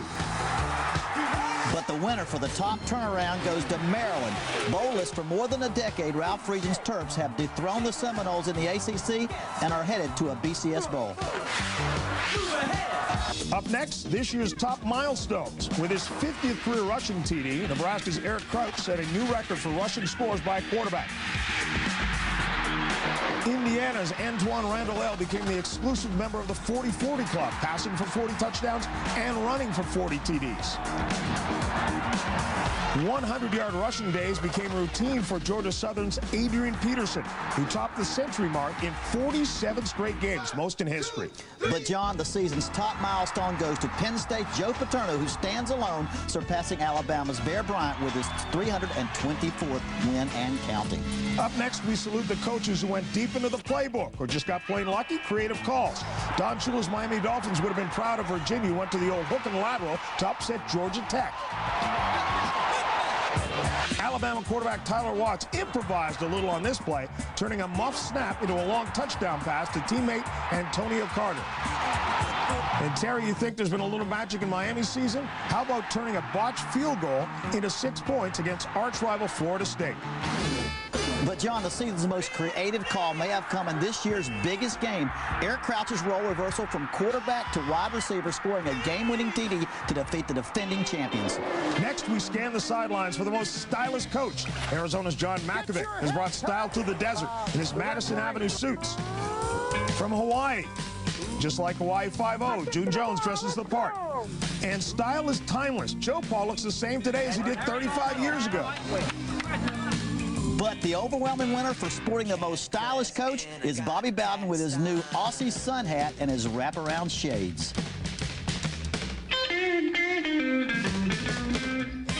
I'm not sure whether it's the shades that complete the look, but this isn't quite making it for us. No award for the guy that sized these hats. You know, that's ridiculous. I wouldn't give an award either. My favorite award I didn't get to give, though, was to the best clock keeper in the country. It'd have to go to Michigan State for stretching that last second against Michigan. Stupid Why do I hat. have this urge to go get you some cotton candy or something like that? All right, the big award that is yet to be named, it's coming right down to the wire this year because no one has grabbed this and taken it. That's the Heisman Trophy. It's wide open again, but I think it's going to go to a quarterback, and I think it's going to go to a quarterback not because of stats, but because a quarterback has led his team to victory. Eric Crouch, Ken Dorsey, they're the only teams that are undefeated. If they fall, Joey Harrington has had a great game, too. And people who look at the passing yards and say, wait a second, Eric Crouch, he's got 7 touchdowns and 8 interceptions. Take a look at the rushing yards. He's going to go over 1,000 yards today. That's the difference. But what about Rex Grossman? Well, he has had a great year. He's a sophomore, don't often get votes, but there are 5 quarterbacks in the country that have over 3,000 yards rushing. He needs to stick around, win it next year. Yeah, over 3,000 yards passing. He almost had 300 yards every game.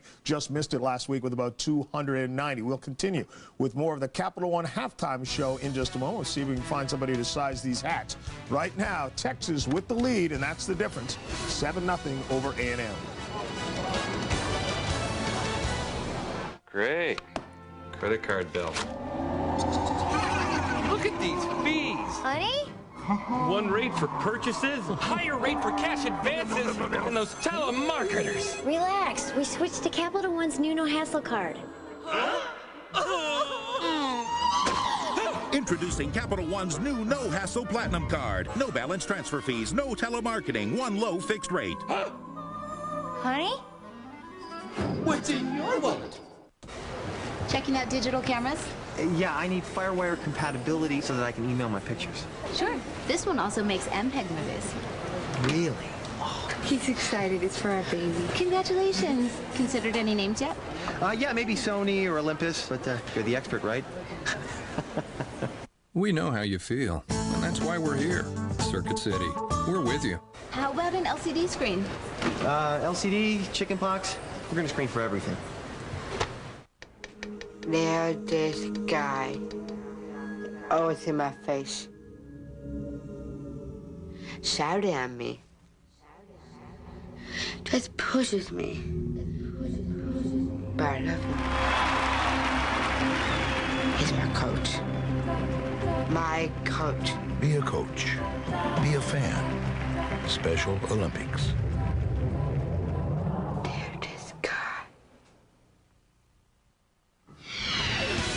ABC Sports Thanksgiving Feast presented by Siemens continues at 3:30 Eastern Time. A big one in the Big 12. Winner of this game between Nebraska and Colorado will be headed to the Big 12 championship game and perhaps a shot in a national championship if you're the Nebraska Cornhuskers, which means everything. You coached in a state at Auburn in Alabama where everything evolves around football. Similar situation in Nebraska. Sure, college football means different things to different people in different parts of the country, but the state of Nebraska has no professional sports. University of Nebraska, the only major college, and even when times get economically very bad, the people have one thing they can always look forward to in the fall, Saturday afternoons of Cornhusker football.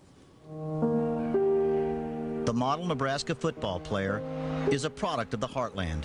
A young man raised on a farm, fed on beef and corn, and bred on fresh air and sunshine. The product of these wholesome ingredients has been 5 national championships for the Cornhuskers. This season, the Huskers are in familiar territory, contending for the national title. The farmers who raise them aren't doing quite so well. Actually, when I was a sophomore in high school, we had to sell our farm. So, I mean, I experienced it firsthand, and there's lots of farmers around us that had to sell theirs. I know of families in the rural community that have lost the family farms that have been in their family for generations upon generations, and you know, that's part of their tradition and part of their way of life. They told my dad not to even combine corn because it wasn't going to yield anything. He'd be wasting his time going out there. So here he was, he planted all that corn, put all that work into it, and got nothing out of it. The story of these families is the tip of the iceberg. Rural communities are disintegrating. A way of life is disappearing. But no matter how bad it gets in the fields, farmers smile through their Saturday afternoon chores when the Cornhuskers are playing. You forget a lot of things. You don't worry about the markets. You're going to watch the Cornhuskers today. Yeah, you look forward to it all week. Yes. Yeah. You hang on every news item, every bit of broadcasting it picks up. If there's a red jersey shows up on television, that gets everybody's attention right away. We expect to know everything that they're doing. That's our right. The farmers of Nebraska work hard without asking much in return. They want their football on Saturday, and they want to earn a living from the crops they grow. In a business where pennies a bushel can be the difference between thriving and starving, corn prices are 65 cents below the 10-year average. Since 1996, 2,000 families in Nebraska have been forced to sell their farms. You got bad times. You got low prices. You lost everything you did. You just got so far in debt, just kept going. Everything you did was costing you money. You got behind. Just had to quit. As harrowing as farming has become, the joy derived from Cornhusker football runs just as deep. Local legend tells of farmers who would sell their land and equipment before parting with their season football tickets. Harvest time has come and gone, and the markets are still down. Farmers are settling in for a long, worrisome winter, but everyone agrees that watching the Cornhuskers win a national title would ease the pain like nothing else.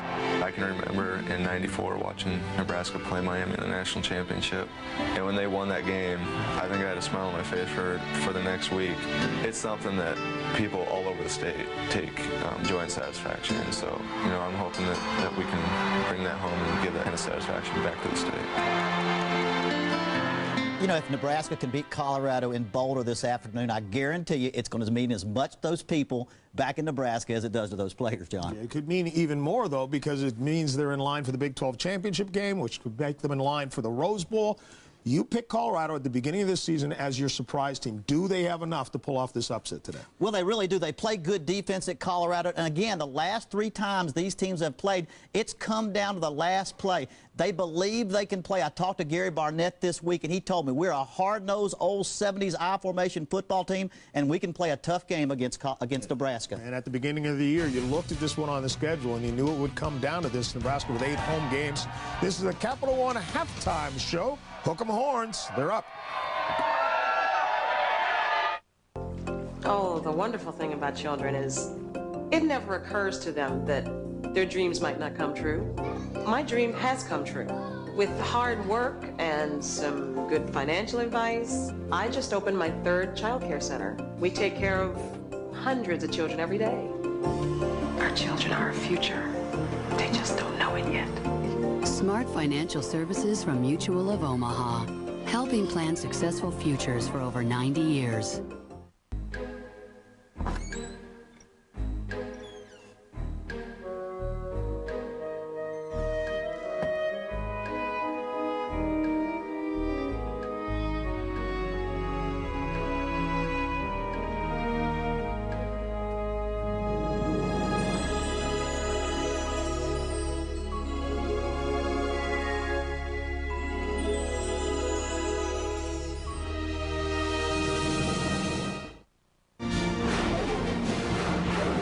The Capital One halftime show, presented by Capital One, who asks, what's in your wallet?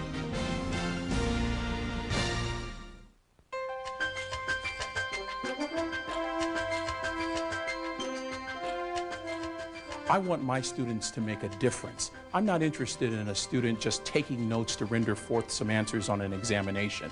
I'm challenging my students to be the best they can be, to be truly great, to become leaders that march into the new millennium and make an impact, not just an impression.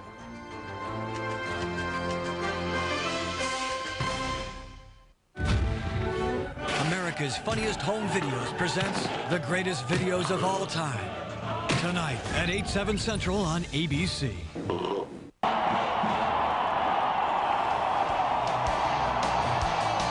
Ohio State State faces Michigan Saturday at 1 Eastern on ABC.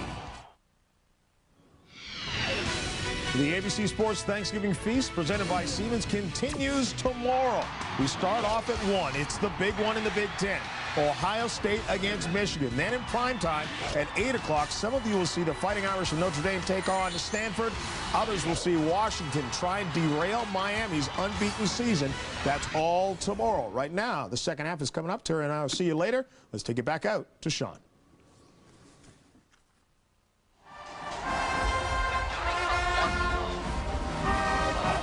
Thank you, John. Here in College Station, an amazing performance of precision by the Texas A&M band.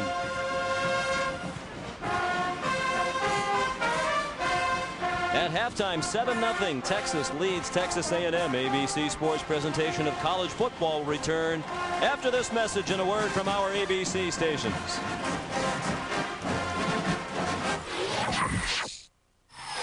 AT&T Data and IP networks rely on technology that speeds data around the world instantly to keep your employees in the loop.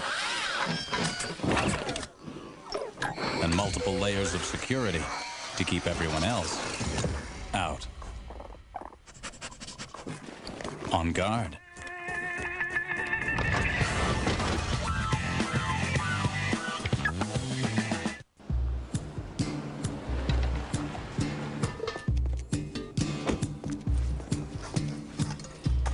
Change for $1. Sure. Introducing the all-new Chevy Avalanche. The only vehicle that changes from an SUV to a pickup. Thanks. Chevy Avalanche, like a rock. Woods, Montgomery, Parnevik, Norman, a friendly foursome where the stakes are high but the mood is loose. The Skins game this weekend on ABC. Sunday, December 2nd at 7/6 Central. Gale Sayers dominated the game. Brian Piccolo had other ideas. I'm gonna blow you out of the lineup. 2 players, 1 goal. Never give up. Brian's Song, Sunday, December 2nd, 7/6 Central on ABC. There's paradise right here at home, and it's always the right time to go. Your resort and island getaway is waiting for you every day at the Island Resort and Casino. Island Resort and Casino. Your island getaway. Island Resort and Casino is waiting for you every day. It's the simplest things that mean so much, like calling up to stay in touch. A simple thing, a simple song to sing, a simple life on simple shores, a simple way it simply soars. It's simply mine and simply yours. Stay warm this winter with genuine leather from Real Leather. Real Leather is Milwaukee's largest leather store with hundreds of leather jackets and accessories to choose from. Everything is marked 30 to 40% off every day. Right now at Real Leather, ladies' all-leather jackets only $79.99. Why shop for leather anywhere else? Real Leather, Highway 00 in Richmond and Appleton, Forest Mall, Fond du Lac, and Memorial Mall, Sheboygan. Everything is on sale every day at Real Leather. Kick off your Monday night with Monday Night Kickoff, Monday at 7:30.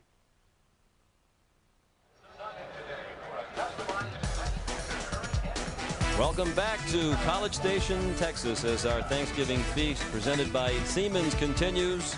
At halftime, the Longhorns with a 7-0 lead over the Aggies of Texas A&M. Sean McDonough and Ed Cunningham, delighted to have you with us, and I'd imagine R.C. Slocum is delighted with his defense. They talked about stopping Cedric Benson being their first priority. And boy, did they do that in the first half. And they've used the emotion of this crowd to do that. You would assume that they start to tire out a little bit because of some of their injuries, but really, it's been an amazing front line. Ty Warren, Evan Peroni, Rocky Bernard has done a fantastic job at the point of attack. 105 yards was what Cedric Benson needed coming into this game for 1,000 on the season. And so far, 11 carries for 6 yards. A lot of those rushes caught behind the line of scrimmage like you saw. And right now, Texas in a battle where you have to almost throw out worrying about the 1,000 yards. You're more worried about how well you can play against this Texas A&M defense. You're an A&M fan, you have to wonder if this offense is ever going to score a touchdown again. They've gone more than 10 quarters now without an offensive touchdown. Lodi skates, kicking off with the breeze. And lands about 8 yards deep, and Victor Ike let it pass by without trying to return it. Here's Leslie. R.C. Slocum said that because they're going with the wind, he's going to try to use that to jump out to a lead right now. And then in the fourth quarter, going against the wind, hope that they can hold them. So that's their plan, to come out as strong as they can offensively right now. As far as the defense, he said they held the edge in time of possession, even though just barely. So their defense is well rested, and he feels comfortable with that, obviously. As well he should. Texas had just 7 first downs in the first half. A&M at only 5. Chris Sims, 10 out of 21 for 85 yards. No touchdowns or interceptions. And still no running room for Cedric Benson. No gain on the play. Time now for our Morgan Stanley well-connected storyline. The only touchdown of this game, Tony Jeffrey returned a punt that was blocked by Roderick Babers. 23 yards for a score. A&M had just 60 yards of offense in the first half. And here is where Texas could really use Cedric Benson to help set up some play-action pass, because Chris Sims is going into about a 20-25 mile-an-hour wind. Very difficult to get a good throw off. Sims finds no receiver open and runs out of bounds with a 1-yard gain. Chased out by Gerard Penwright and Amon Simon. You know, Sean, we talked about this yesterday, about the frustration level with Texas A&M on offense, as we see Simon hobble off a little bit. But this defense has never given up, and you made an interesting point. You get no sense that there has been any finger pointing about the offense. They have just continued to come out, play hard, and not worry about what the offense is doing. It's really a testament to R.C. Slocum and his staff. 3 out of 10 on third down are the Longhorns. This is third down and 8. From the 22, opening possession of the second half. Sims with time, throws underneath, short of a first down. Brett Robin got belted down at the 28-yard line by Brian Gamble and Sean Weston. And Chris Sims had Roy Williams down the sideline, but he was going to go to throw the fade a little too late, and into this wind. A wise decision by Sims. You throw one up on a long fade into this wind, and if it wobbles at all, you're looking at interception. Ryan Bradford running away to Mickey Jones, who's standing at the 35-yard line.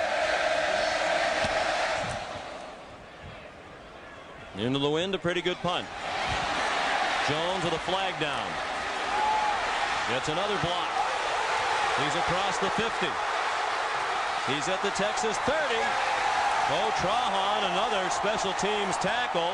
There is a flag down back at the A&M 37-yard line. It's going to be a halo violation, and right now the trainers from Texas are running out to try to look at Mike Jones, a tight end. Kick catch interference, gets the kick retained, penalty is declined, first down. You have to give the receiver of the punt a 2-yard radius, and Michael Ungar was within that space on punt coverage. And watch the block as Jones comes over to the left. This is Jay Brooks right there. How do you do? Releases Jones down the sideline. Jay Brooks coming back after missing almost 5 games. A huge block. There you go, coming from the left on Mike Jones, who's got his eyes. You have to have your head on a swivel, and unfortunately for Mike Jones, that looked like a helmet-to-helmet hit. Wouldn't imagine he's feeling too good right about now. That was a great hit by Jay Brooks. Mike Jones is a senior from San Antonio. A starter at tight end in the past until he tore an ACL last season. He does play in a number of 2 tight end sets. It was a 36-yard punt, a 37-yard return, longest of his career for Mickey Jones.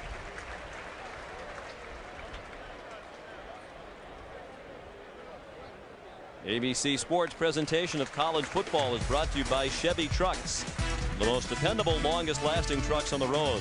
By Pacific Life Annuities, Insurance, Investments. Discover the power of Pacific Life. By Sears. Only Sears has the brands you want at the prices you need. Sears, where else? And by Chili's baby back ribs, flame grilled and double basted with barbecue sauce. Sean, you mentioned earlier that Jay Brooks' nickname is Big Play Jay. He's got 5 punt blocks in his career. And although this doesn't go down as a statistic, this does a lot of things. First of all, it releases the punt returner so he gets more yardage, but also it gives some momentum to Texas A&M. That was over on Texas A&M's sideline. Maybe breathe a little life into this offense. And that has been lifeless for 2.5 games now. Great field position at the Longhorn 27. Quick pass, that's a lateral. Greg Porter wants to throw it back to Ferris, and they weren't fooled. Kalen Thornton throws the play for a loss. Well, the Longhorns said this week when we spoke with their coaches on defense, they had to be very aware for trick plays. They expected a few of them, and here's one. And this play right from the start, Sean, you just had a feeling something was coming, and Kalen Thornton does a great job. The backside defensive end, play that far away, teach him to get upfield, stay as deep as the deepest offensive player, which that time was Ferris. And we said at the outset, they've got to sniff it out. That was a great job of Thornton sniffing out that throwback. Now they're going to have to burn the timeout because they couldn't get the play in from the sideline. 2nd down and 16 upcoming for Mark Ferris and the Aggies.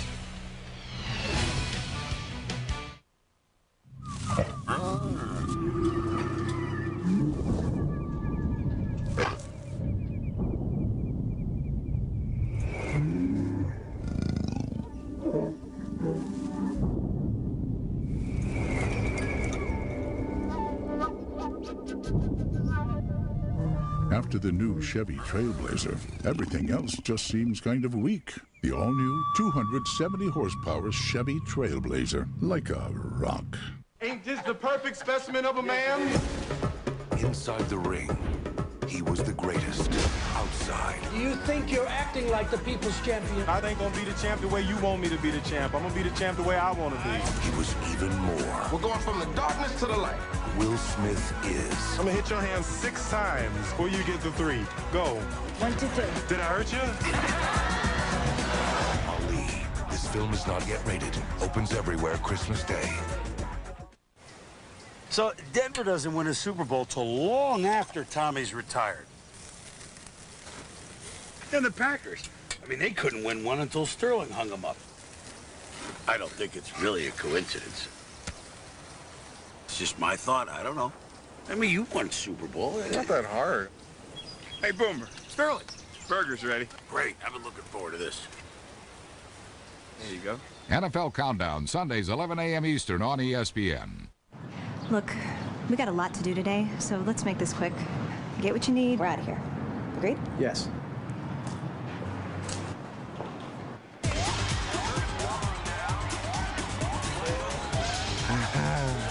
Kevin! We know how you feel, and that's why you can shop online and pick up at a nearby store the same day, or we'll ship to you. Circuit City, we're with you. I think that went really well.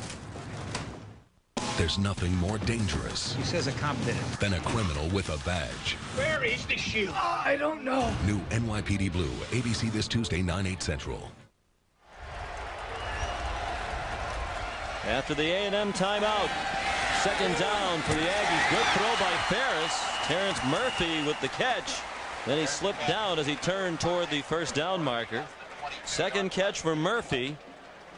He fell down about 5 yards short of the 1st down. It'll be 3rd down and 5 from the 22. That's one of the few confident-looking throws we've seen from Ferris the last couple of weeks. Today's 1st and 10 line is brought to you by Chevy Trucks. And as R.C. Slocum told Leslie Goodell, with this wind at their back, they got a nice break with the punt return, made their own break actually, and come out, and Terrence Murphy runs a great route. And you're right, Sean, Ferris with the wind at his back. First time he's really looked confident, released it on time. Movement along the line with no flag. Ferris has the ball. Nice catch by Porter. Inside the 10. 1st down Aggies. Greg Porter, the two-sport athlete, minor league baseball player, former member of the Aggie baseball squad, and receiver, who's missed 5 games because of a broken foot. Caught the pass from Ferris, another former minor league baseball player. First and goal, Aggies at the 8. Greg Porter has the best hands. They say there's nobody who's even close. This ball thrown back across, 6'5", a left-handed stab at it, brought it back to his right hand. Little Gimpy still on that broken foot. He's been limping around, but what a fantastic catch by Greg Porter.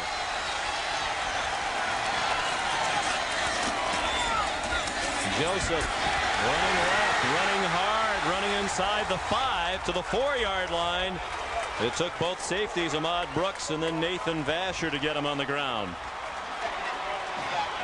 It has been since the 4th quarter of Iowa State, back on October 27th, that A&M has scored.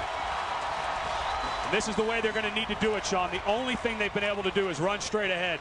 But what a great job by Ahmad Brooks, a guy who came in as a cornerback, now playing safety. A lot better tackler than they expected. A fantastic job by Brooks that time, saving the touchdown. The pitch to Joseph, following Joe Weber, touchdown!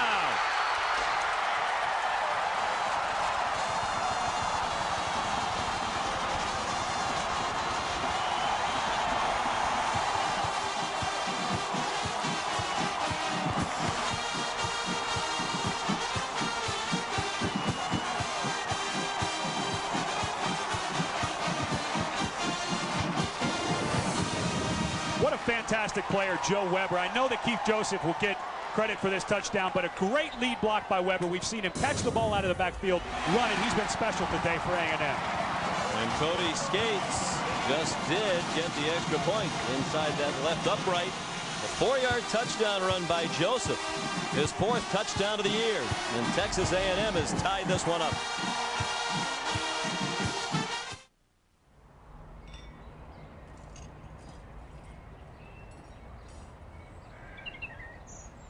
You can slow down investing. You can stop investing entirely. But you can't stop daughters from falling in love. Hi, Daddy. Which is why your Morgan Stanley financial advisor will never let you lose sight of what you're investing for.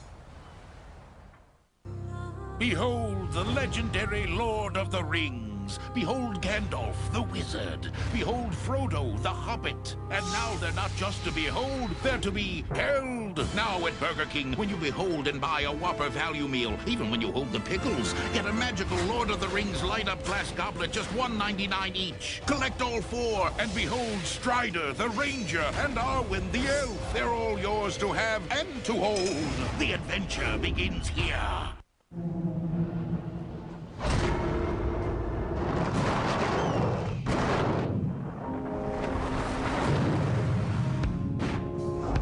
This is Silverado Heavy Duty. Available with the new Duramax diesel. The most powerful diesel you can get in a pickup. Silverado Heavy Duty. More truck from Chevy.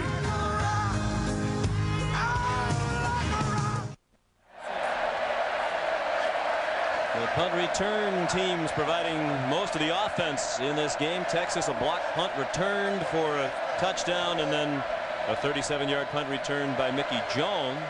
Gave A&M the ball at the Texas 27. They marched down to the 4. Keith Joseph punched it in. First offensive touchdown in more than 10 quarters for the Aggies. Skates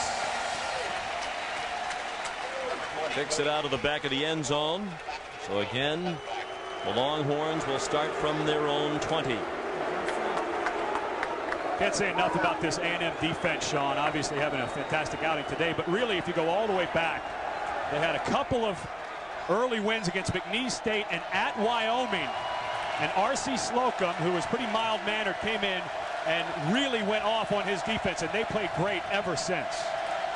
Those are the numbers we spoke of earlier for Sims in the 3rd quarter last year in Austin against A&M. 8 for 8 for 3 touchdowns and turned a close game into a rout.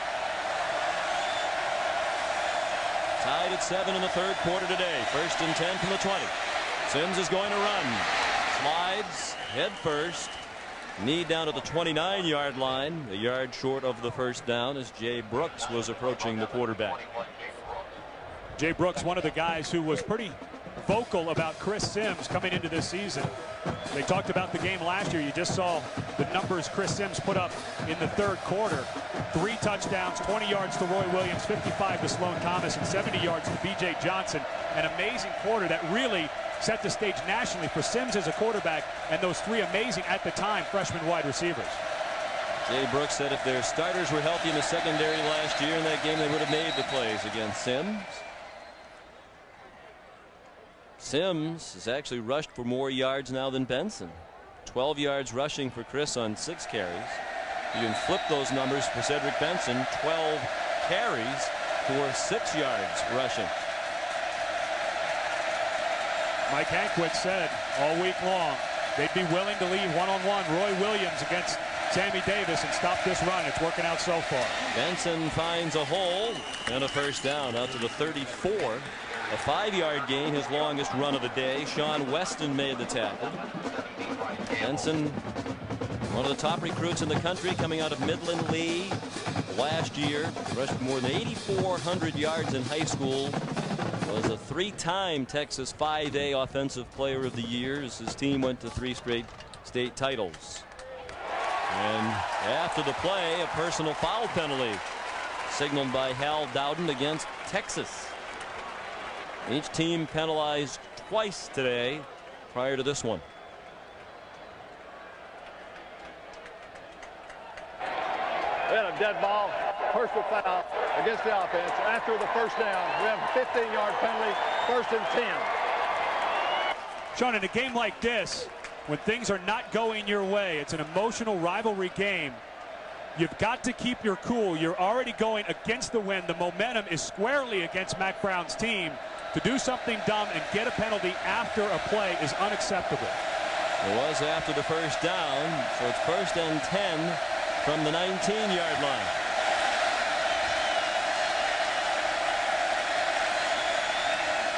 Sims with time, throws for the tight end, Scaife, a diving catch. And what a catch it was out of the 40-yard line. A 21-yard gain on the pass to the sophomore from Denver, Colorado, Bo Scaife. Scaife, the 3rd leading receiver, lined up in the tight end, Penwright over the top. Penwright's dropping off into the flat, and there trailing is Harold Robertson. And even Terrence Keel comes over, but Scaife is so good at running away from linebackers. You really have to put a safety on him, and he is a weapon that Texas has put into their offense to take a little pressure off the outside receivers. Longest play of the day for the Texas offense. Good catch and a low throw by Williams, and he's pushed out by Sammy Davis. Gain to the 45, a pickup of 5. And because Sammy Davis is lined up one-on-one against Roy Williams, one of the most gifted athletes in college football, Davis playing well off of him. I think it's a good move by Mike Hankwitz. If you're going to go one-on-one against this guy, you might as well give 8 or 10 yards, and if they're going to throw a 5-yard out, let them have it.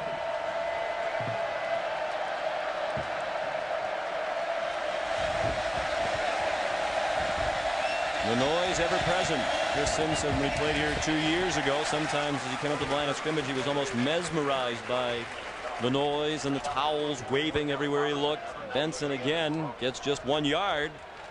Evan Peroni and Terrence Keel combining on the tackle.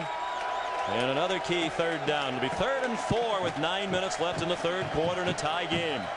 Greg Davis, the offensive coordinator at Texas, said it's not just the noise that gets you. It's a coordinated noise. Listen how loud they get on this 3rd and 4.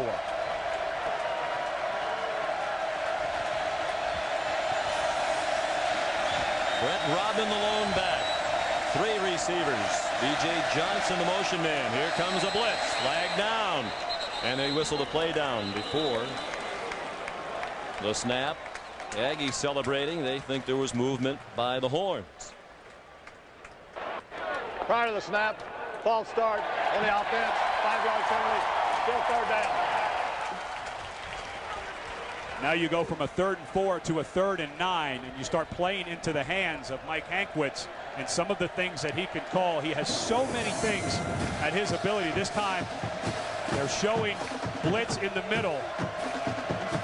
Let's see who. It looked like everybody was statues to me, Sean. I don't know who flinched. It's tough to tell who moved from that replay. The referee doubting the offensive backfield who threw the flag. So instead of 3rd and 4, it's 3rd and 9. Sims throws it in the flat for Scaife. He has some running to do to get a first down. He lunges. If they give him the ball at the 50-yard line, it's a first down. And it looks like they will spot it right on the yard marker for an apparent first down. Scaife, one of those tight ends. He's not huge, 6'3", 245 pounds.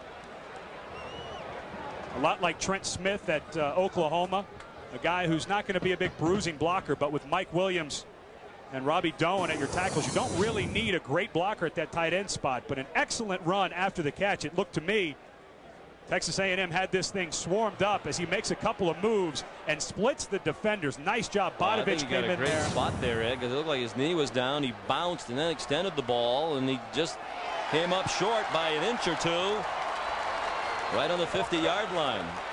But his knees were down, and then he bounced forward and stuck the ball out, and they gave him the full extension that came up about 2 inches short, and it looks like the Longhorns are going to go for it on 4th and an inch or two from the 50-yard line.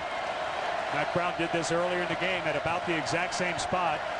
Wouldn't imagine they're going to get too fancy. They ran a quarterback sneak to the left. And with a 225-pound quarterback and 300-pounders in front of you, I'd imagine the same thing.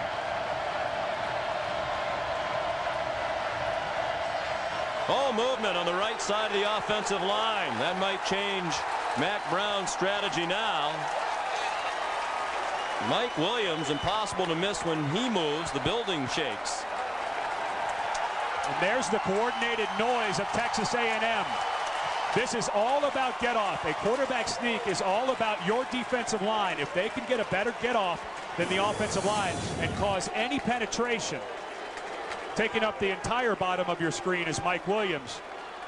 But even removed one man from the offensive guard, that much noise on the field, very difficult for Mike Williams to hear the snap.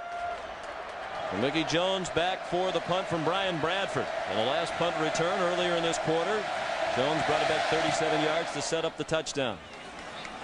Another decent punt into the wind. Jones hit immediately. Another flag down for another halo violation.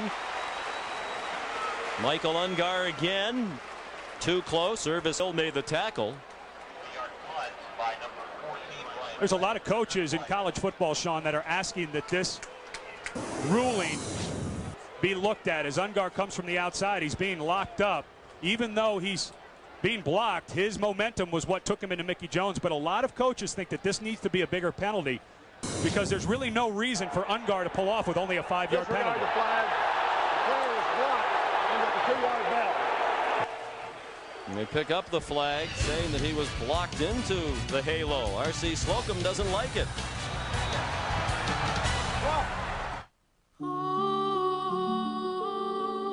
How can you provide for the future of the people who depend on you? With the power of Pacific Life.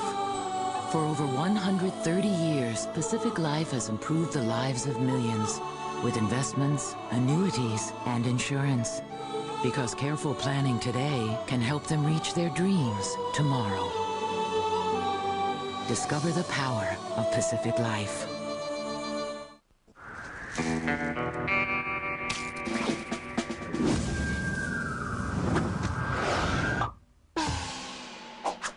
Chili's Southwestern Egg Rolls, where East meets Southwest.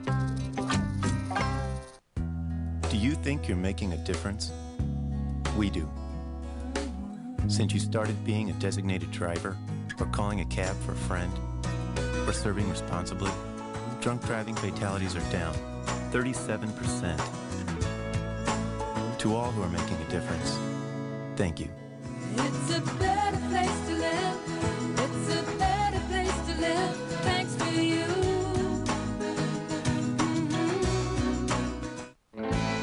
It's new. A flame-grilled top sirloin. marinated Cajun shrimp, and a great price. $8.99. Chili surf and sirloin. We're having some fun now.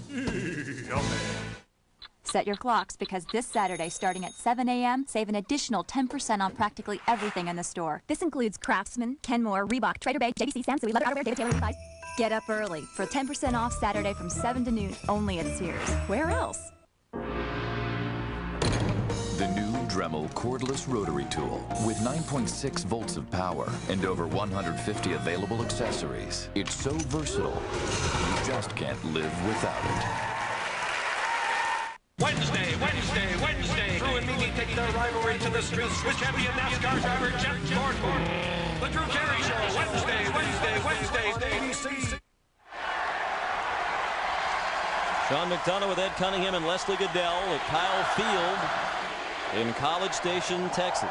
Texas A&M undefeated at home this year, but hosting its most talented foe on this field this season. In a 7-7 tie, their 2-touchdown underdog today are the Aggies. As R.C. Slocum noted to his team during the week, many times over the years in this rivalry, the underdog has prevailed. That makes it one of the best rivalries in college football. There's been a lot of the unexpected over the years. Keith Joseph, the ball carrier, and he gets 5 before he was put on the ground by Kalen Thornton. And we check the Pacific Life game summary. Been a lot of things happening in the kicking game. A&M had a punt blocked earlier. This time Mickey Jones gets a great block right there by Jay Brooks. Wonderful one-handed catch that time. And then the great run by Keith Joseph. And Joe Weber, the fullback, has played a great game. A nice lead block on that play. The third down conversion on the pass to Porter. Now Joseph dropped for a loss by Corey Redding. Back to the 15-yard line. It'll bring up third down and 10. Big play by the junior from Houston, Corey Redding, who was the defensive newcomer of the year in the Big 12 back in 1999 and honorable mention all-conference last year. Sean, with A&M having so much success running the ball, and I say that with an asterisk for them, it hasn't been great numbers, but that's where their success has come. I don't know that getting out on the edge against a very speedy Texas defense is the answer. They've won in the middle with McKinney, Whitley, the right guard, and Yates. I would continue to pound it downhill with fullback lead play. Third and 10.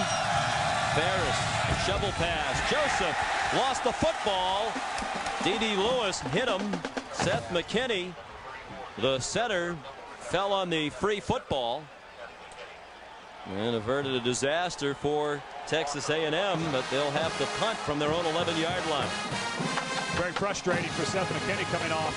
Mentioned his 49th start, playing on the worst offense he's played on since he's been here, but as upset as he is, I don't think he'll realize how huge a recovery that was for A&M. Not much aggressiveness with the wind on that possession by A&M. Skates out of the end zone. Just got that one off. Driving kick with the breeze back to the 35-yard line. Nathan Vasher runs out of bounds at the 49-yard line. 14-yard return of a 50-yard punt. Near the conclusion of today's game, we'll select a Chevrolet player of the game from each team. Chevrolet will make a $1,000 contribution to each university's general scholarship fund. And Harold Robertson is down over on the Texas sideline. He took a shot kind of like what Jay Brooks delivered earlier. A blind side. Texas was trying to set up the wall on that side. And as the returner stepped out, Robertson got popped right up near the shoulders. They're already thin at linebacker. He's been playing a great deal because Jared Morris, the starter, has been in and out of the game. He's been bothered by knee injuries. Sat out most of the game at Oklahoma 2 weeks ago. Good news for Robertson and the Aggies as he's running off.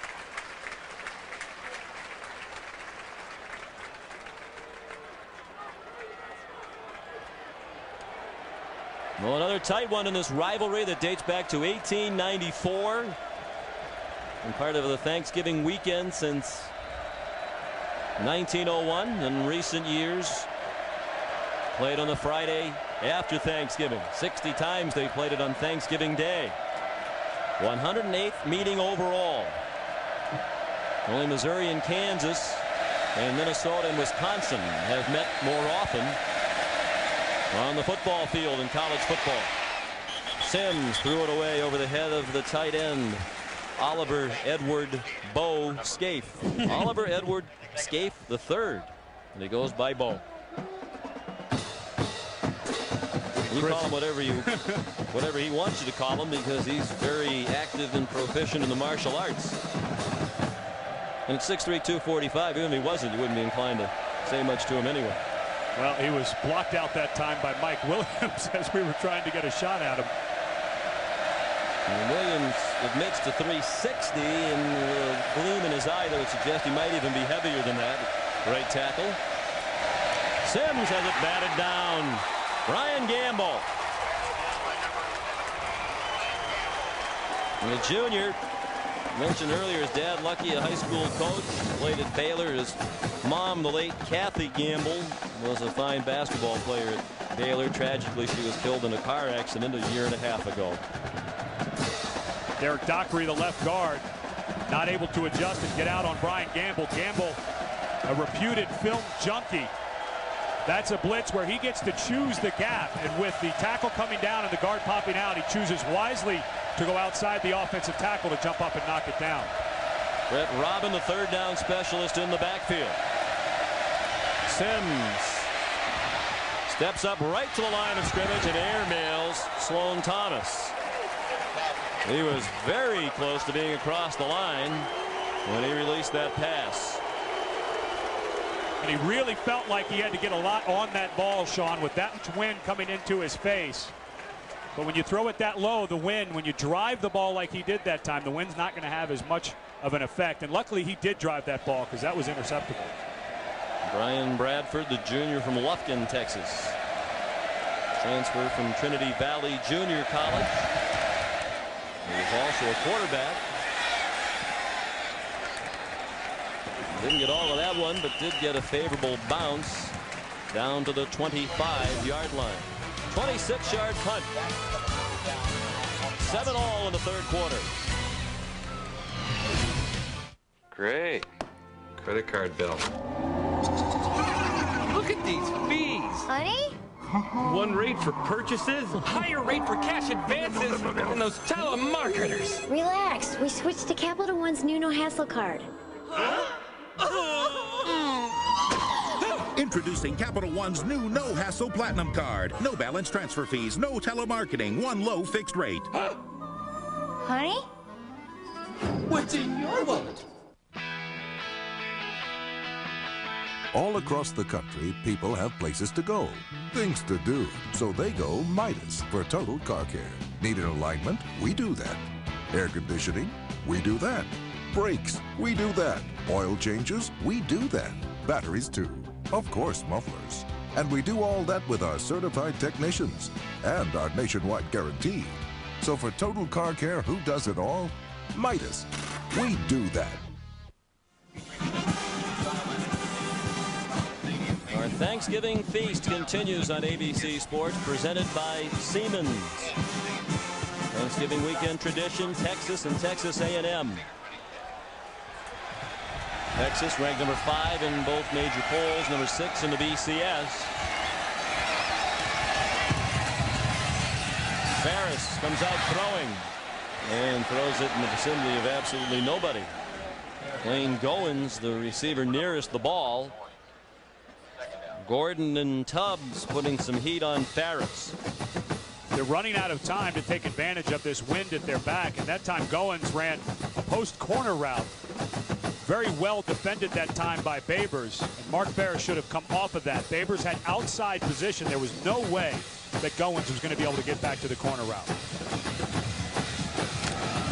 I wonder if leg injuries are contagious. I mean, some of these guys look like they come away limping after every play. They've never had injury problems like this under R.C. Slocum. Joseph forced to bounce it outside, lunges forward for a gain to the 28-yard line. That play picked up 3. It'll be 3rd and 7. Ahmad Brooks with another stop. Next Saturday, Hall of Fame running back Gale Sayers is one of football's true legends, and his relationship with teammate Brian Piccolo was legendary. Brian's Song. Next Sunday at 7, 6 Central, right here on ABC.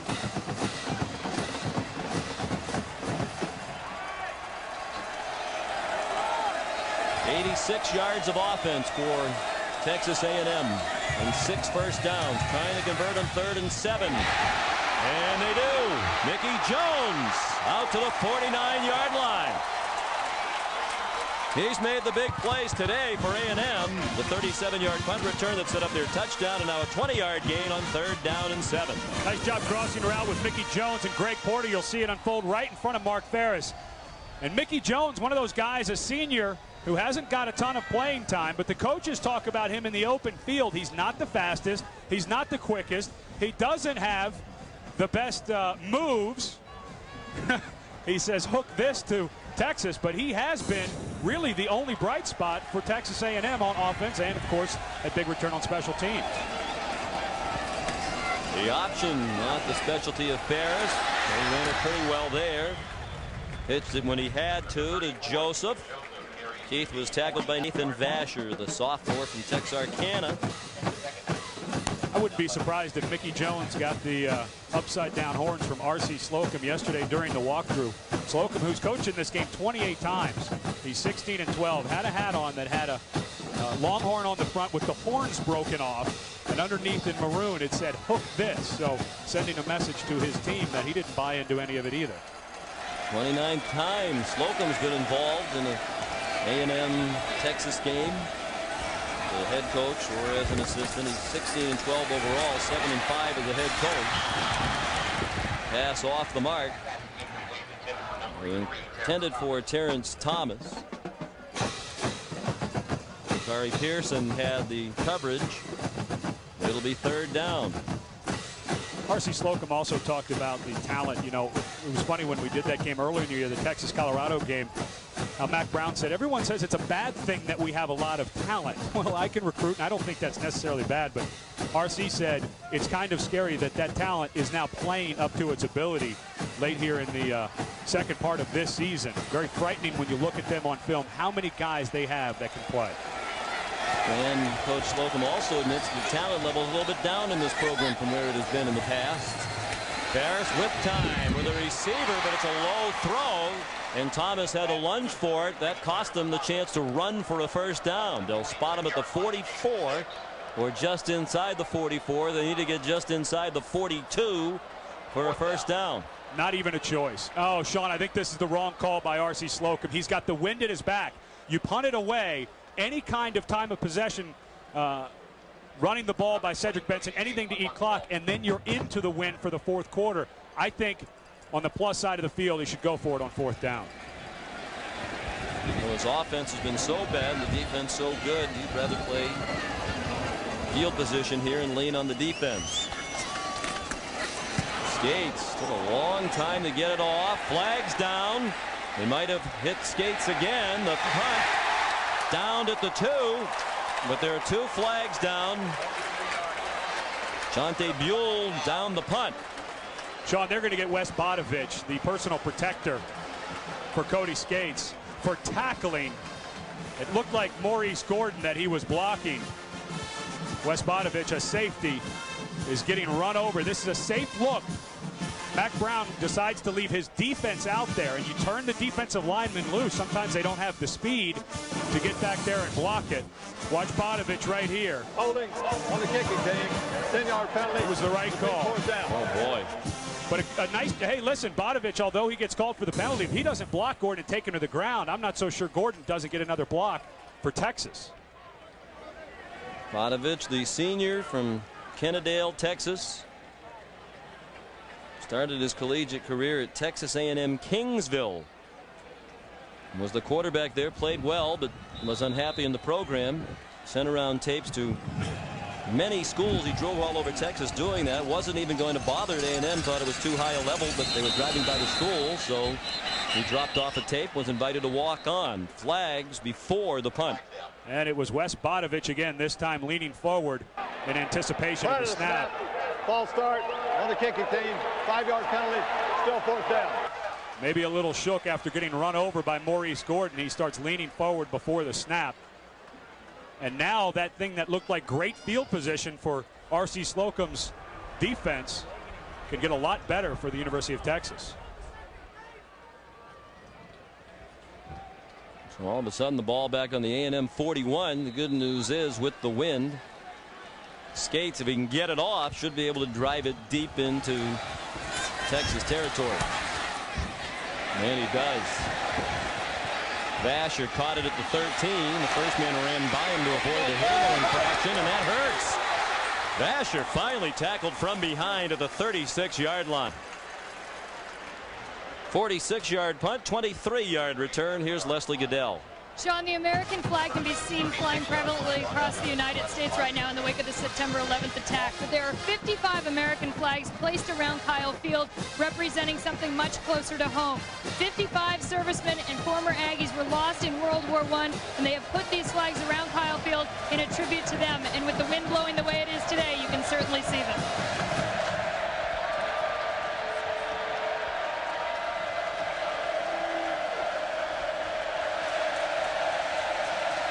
First and 10, Texas at the 36. Sims throwing deep into the wind. The ball hung up there in the wind. Sammy Davis caught it out of bounds as he had excellent coverage on Roy Williams. They've been waging a one-on-one battle all day. I don't care if you have a cannon strapped to your arm. This is a very difficult throw. Just an absolute fly pattern by Roy Williams. Sammy Davis, an excellent job looking back for the ball the entire time. But there you see the long arms of Roy Williams. That ball stayed in bounds. It was a great play by Jay Brooks to come up with it.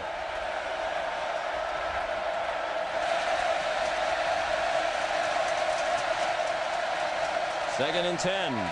Blitz off the corner, and Sims is sacked. Gerard Penwright got him after Christian Rodriguez made him step up. Second sack for Texas A&M. Mike Hankwitz talked about trying to get Texas into predictable downs. Second and 10 is a predictable down. Penwright up here working on Doan, the left tackle. Once again, just using that speed, staying alive. It was the pressure in the middle that flushed Sims, and Penwright gets his first sack in 3 ball games. 10.5 sacks for the season now for Penwright. Leslie talked about the flags. Penwright's fiance, Aisha Thompson, is in the Air Force. She's stationed in England. Penwright sends her the tapes every week. Brett Robin carrying on 3rd down and long, a very conservative call. Sammy Davis and Brian Gamble combining on the stop but going into the wind in this defensive battle. The Longhorns didn't want to take any chances. Robin got out to the 42, but they're 4 yards shy of the necessary yardage. And I think the Texas coaches made the right call there, Sean. You saw how difficult it was for Sims, who threw everything he had into that fly route by Roy Williams and still was not able to get it there. That would have been an awfully long throw to pick up the first down. Brian Bradford punting to Mickey Jones. High but short.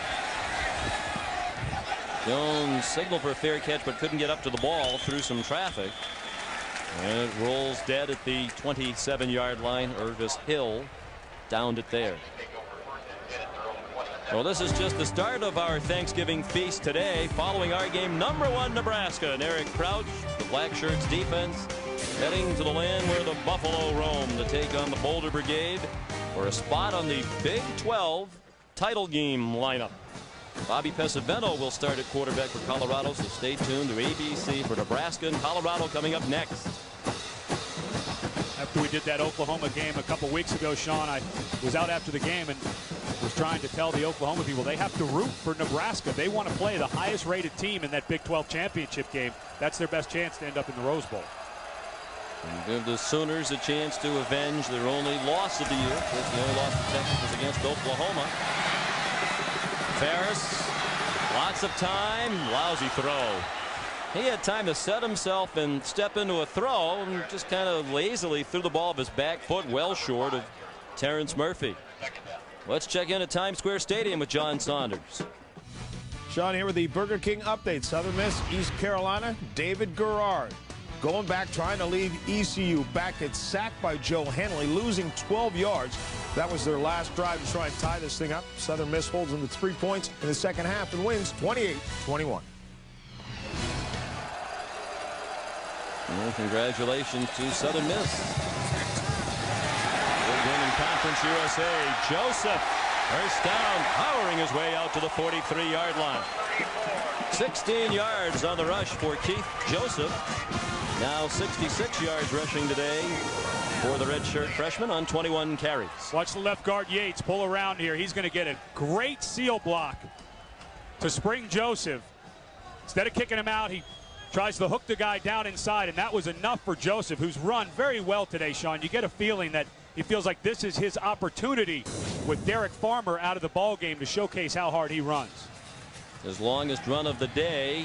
A&M running out of time. They approach a minute left, running out of time with the wind at their backs here in the third quarter. The wind has been a major factor today. Ferris throwing deep with the wind, and it is over the head of Terrence Thomas. Very tight coverage by Roderick Babers, but that ball was not catchable in bounds. Dino Babers has been calling a lot of those fades to the outside. We saw post corner earlier. A lot of times it's an easier route for these young receivers to run, but a very difficult throw against Quentin Jammer and Babers, two of the best corners. None of these fade routes has been open for Ferris, and all he can do is throw it to the outside and hope that somebody can make a play. His teammates call Roderick Babers stone hands. He just cannot catch the ball, doesn't have any interceptions. Babers says, I have a motto. Nobody catches the ball on my side of the field, not even me. Joseph picking his way out to the 46. We're under a minute left in the third. You know, we've been talking about this A&M defense, and it's worth noting how good this Texas defense is and how much better it's gotten since Carl Reese was here. When he got here in '98, the year before, they were 96th in the country. He said there was only two problems with the defense when I got here. They were slow and they couldn't hit. Well, he's improved them drastically. And with a good outing today, you would assume they would catch who's second in the NCAA in total yards, Virginia Tech, who has to play Miami next weekend. Third down, 3rd and 7, flag down, Ferris down, juggling the football, and it comes out. Recovered by Corey Redding. Flags down on the play. And they're going to mark Ferris down before the fumble at the 37, and now the penalty. It's going to be offsides, I believe, by Texas. So a free play for A&M, luckily for Ferris. Kalen Thornton appeared to be offside. Thornton down here on the bottom trying to get a jump, was in the neutral zone. Ferris holding that ball because you might as well try and make a play. If you see the flag come in, you can hold it for just a second longer. A much more manageable third down now. 3rd down and 2. And with the last play they have, most likely with the wind at their backs for Texas A&M, there's maybe a chance to try something down the field, maybe a play fake. 2 yards running the ball has not been easy today. And they won't get a chance to run another play with the win. 4th quarter upcoming in a tie game. Texas 7, Texas A&M 7. ABC Sports presentation of college football will return after this message and a word from our ABC stations.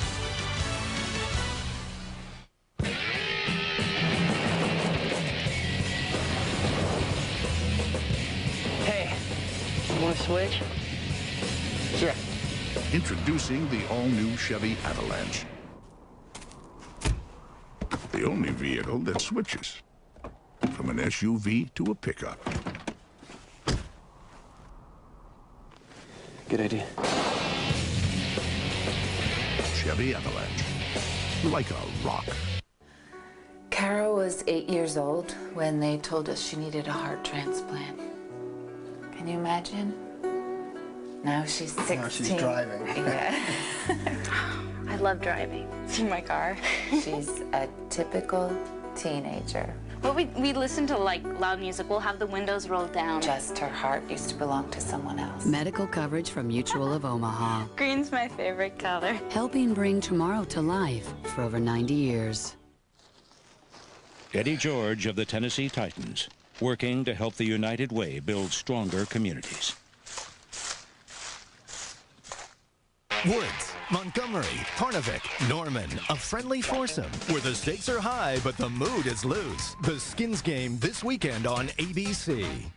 ABC Sunday. You were programmed. He holds the key. Stay away from me. To a doorway she never imagined would lead to her own past. There's a goddess in the door. How did you know my name? A new alias. ABC Sunday.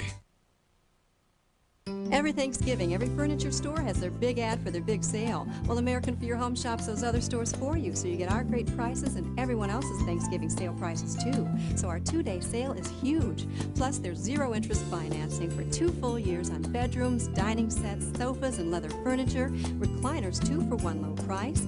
Free desk chairs with home office furniture. Free clocks with curios. Special prices on Sealy mattresses. Don't miss American's 2-day Thanksgiving sale, Friday and Saturday. Pack Attack, Saturday at 6:30 on TV2.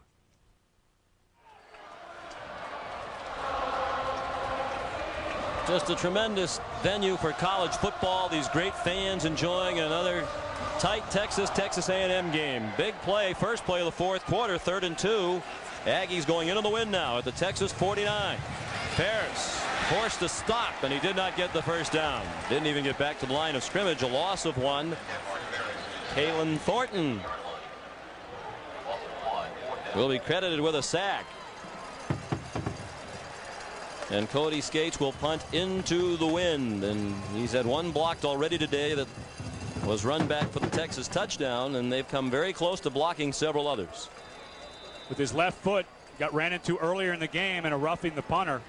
It's been really the big play of the game for Texas because of the trouble Skates has had both with field goals, PATs, and getting the ball off.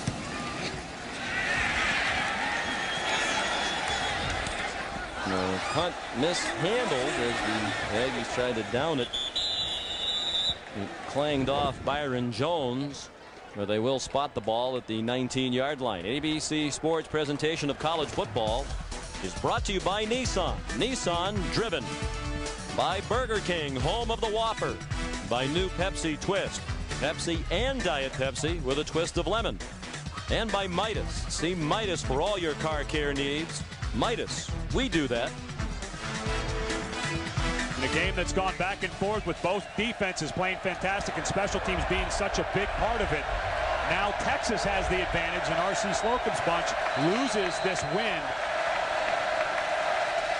There's Mike Hankwitz, 31-year coaching veteran, has to be very proud of the performance of this defense today against one of the best offenses in the nation. Cedric Benson matching his longest run of the day with a 5-yard pickup. Christian Rodriguez chopped him down. We check the Nissan drive summary for Texas here in the second half. There haven't been any long drives through the countryside for the Longhorns here in the second half. We were talking about Mike Hankwitz and the job that he's done. He's had some guys banged up himself. He's finally got them healthy with 2 weeks rest, able to rotate guys in, keep them fresh. And the time of possession not as bad as it had been in the previous 3 or 4 ball games for Texas A&M on offense. Little misdirection. Benson, running room, a first down. Bodovich finally gets him on the ground at the 46-yard line of A&M. 26 yards on the run for Cedric Benson.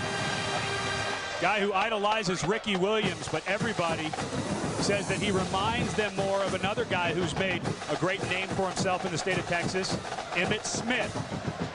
Does a great job of jumping over a defender in the hole. But he's quicker than you think he is. He's stronger than you think he is and more elusive. A lot of those things didn't show up as much as Mack Brown says they have shown up lately in games. Up to 41 yards rushing for Benson, so he's going to need to break a big one to reach the 100 mark for the 6th straight game. He's thrown for a loss on that play. Rocky Bernard made the tackle. Christian Rodriguez forced the play, and Bernard finished him off. Rodriguez and his mate on the other side in this 3-4 defense, Gerard Penwright, who've been playing a lot of defensive end today, as well as outside linebacker. A couple of guys who had to wait their turn with some of the great outside linebackers that they sat behind. Jason Glenn now in the NFL with the Jets, playing fantastic today and have for the entire season.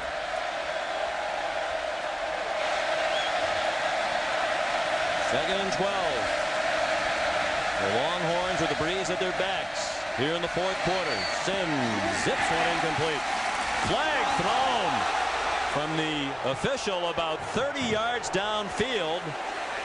Bo Scaife, the intended receiver, and the back judge said that Brian Gamble was making contact over the back before the ball got there. Take a look as Gamble gets his drop right up there on the left part of your screen. It's the official in the top right of your screen who throws the flag from about 35 yards away. And I don't know what he saw. I know that was a quick look at it, but it didn't look like Gamble ran through Scaife to make that play. Looked like he got his left hand over there to make a really nice play on the ball. That's a long way away to make that call, Sean. Gives the Longhorns a first down at the 37-yard line. Fifth penalty against A&M. Sims throws to Roy Williams. He's pulled down for a gain of a yard and a half by Sammy Davis. Eighth catch for Williams. Boy, what Sammy, 55 yards. Sammy Davis, what a great game he's been playing out there one-on-one with Roy Williams. This is a setup screen. A lineman for Texas is going to come out late. That's Doan, the left tackle. And Davis stays right on Williams even as he's getting blocked to make that play. And that was one thing that the coaches said Davis had to get better at, was making tackles, and he has improved. Second and 8. Sims trying to communicate with the lineman with the deafening noise. The blitz, they run into it. And Penwright wraps up Cedric Benson.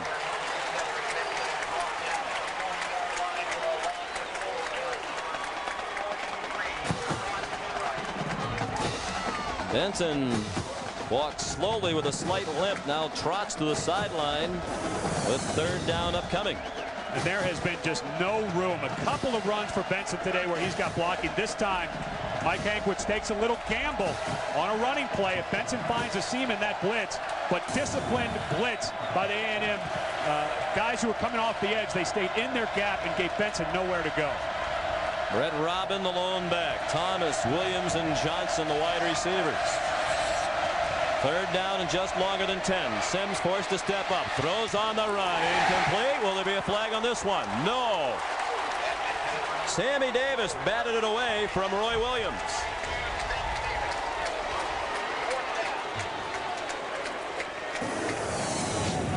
Well, Sean, Chris Sims said that given the outcome, if the outcome comes up for Texas, that he may have a few words for some of these defensive backs who said we weren't healthy last year.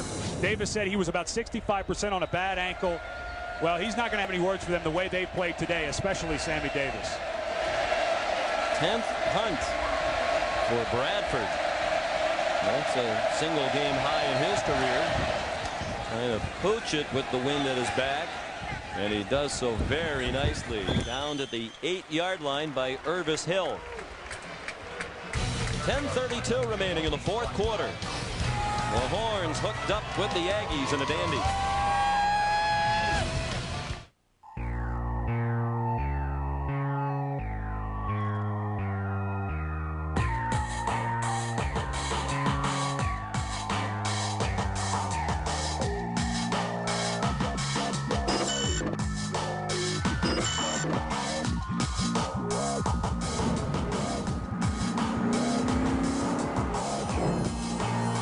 Totally new Nissan Altima.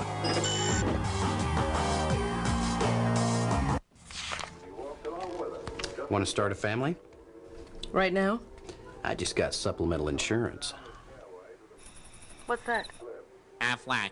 Well, if we get sick, our health insurance won't cover things like lost pay or other expenses. This does.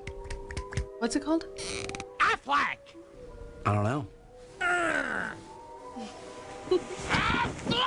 Aflac. Ask about it at work. Give a little bit. Give a little bit of your love to me. See the man with the lonely eyes. I'll take his hand, you'll be surprised. Give a little bit, hey y'all, hey y'all. Give a little bit of my love, oh, to you. Spin, spin, spin the globe. It's your turn to spin the globe. Spin it, spin it, spin it. All around the world, Siemens helps companies prosper by providing them with systems and controls that assure quality regardless of quantity. Whatever the product, wherever consumers consume, we want to help them savor life better. Spin, spin, spin the globe. It's your turn to spin the globe. It was a Monday night thriller last season. Dunn battled Falk in a back-and-forth duel. Are you ready for more? Bucks, Rams, Monday Night Football at 9, 6 Pacific. 10:32 remaining in regulation play in College Station, Texas. Texas A&M looking for its 8th win of the year, trying to improve their bowl prospects. Thinking with a win, the Alamo Bowl might be their likeliest destination. On first down from the 8-yard line, a handoff straight ahead to Keith Joseph, and he was taken down by Corey Redding. At this point, Sean, in this type of game that has gone back and forth and has really now become a battle with the wind and the field position because of the great punt by Texas to pin Texas A&M down inside. I know they want to be conservative and try to get something, but they have to get anything. And they've been a screen team. They've been very effective with screens both to their wide receivers and their running backs. They haven't run a bunch today. You might want to try to slip it in. It's a little easier throw for Mark Ferris. Play action pass by Ferris. Wobbly pass, and it is caught out of bounds. Incomplete. Nice catch by Terrence Murphy. And he was over with his teammates on the sideline. And not a conservative throw. A little easier throw to the out route down the field. But it took so long to develop. You had to start getting nervous with the pressure that Texas has had all day. Ferris gets sacked down around the goal line. You're looking at 3rd and long. If you don't pick up any yardage, now your punter, your gimpy punter, Cody Skates, has to get one off in his own end zone. Admittedly, as an inexperienced cast around him due to all the injuries, but Ferris doesn't seem to be as impressive a thrower as he was last year. And his confidence is shaken a bit by all that has transpired. He nearly threw an interception. Hit D.D. Lewis, the middle linebacker, near the 10-yard line. And the senior from Houston couldn't hang on to the interception, and it'll be a punt into the wind from the end zone for Cody Skates. D.D. Lewis, again, that middle linebacker in a 4-3 alignment. Looked like to Ferris that he had Terrence Thomas wide open. It's so hard because you're looking beyond quarterback depth. And D.D. Lewis, nice job in his drop. The Longhorns should get great field position.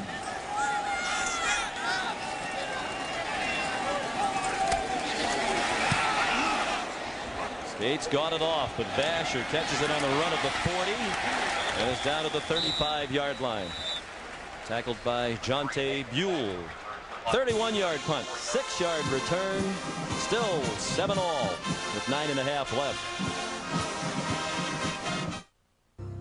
Behold the legendary Lord of the Rings. Behold Gandalf the Wizard. Behold Frodo the Hobbit. And now they're not just to behold, they're to be held. Now at Burger King, when you behold and buy a Whopper value meal, even when you hold the pickles, get a magical Lord of the Rings light-up glass goblet, just $1.99 each. Collect all 4 and behold Strider the Ranger and Arwen the Elf. They're all yours to have and to hold. The adventure begins here. Your search for the right financial partner brings you to the Pacific Life family of companies, managing more than $300 billion in assets. Discover the power of Pacific Life.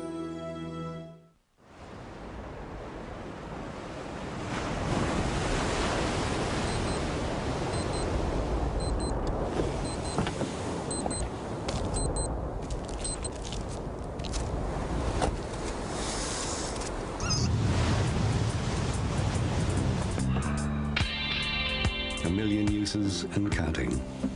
The new 210 horsepower supercharged Nissan Xterra. Still everything you need, nothing you don't. The new Dremel cordless rotary tool with 9.6 volts of power and over 150 available accessories. It's so versatile, you just can't live without it. The largest crowd ever to watch a football game in the state of Texas, 87,555. That's about 5,000 over the listed capacity. Jammed into Kyle Field. 7-7 the score. Fourth quarter. Sims going for the lead. Roy Williams couldn't catch it with one hand. Sean Weston had coverage. It's been Sammy Davis matched up with Roy Williams most of the day. That time Weston had one-on-one coverage, and the sophomore from Inglewood, California held up well. Really nice job by Weston running one-on-one. Gets his eyes back a little bit on the quarterback, but continues to run. He's got the right arm up there, Sean. The official blocked out by Roy Williams, who lands very awkwardly there. Not able to see the arm bar by Sean Weston, but that was good one-on-one coverage. From the A&M 35. 2nd and 10. The handoff to Cedric Benson. Gets away. First down inside the 25 to the 23. Wes Bodovich knocked him down, a pickup of 12. 48 yards rushing on 19 carries now for Benson. This big, powerful offensive line, Mike Williams, the right tackle. Great job right there. He just absolutely mauled the left side of that defensive line.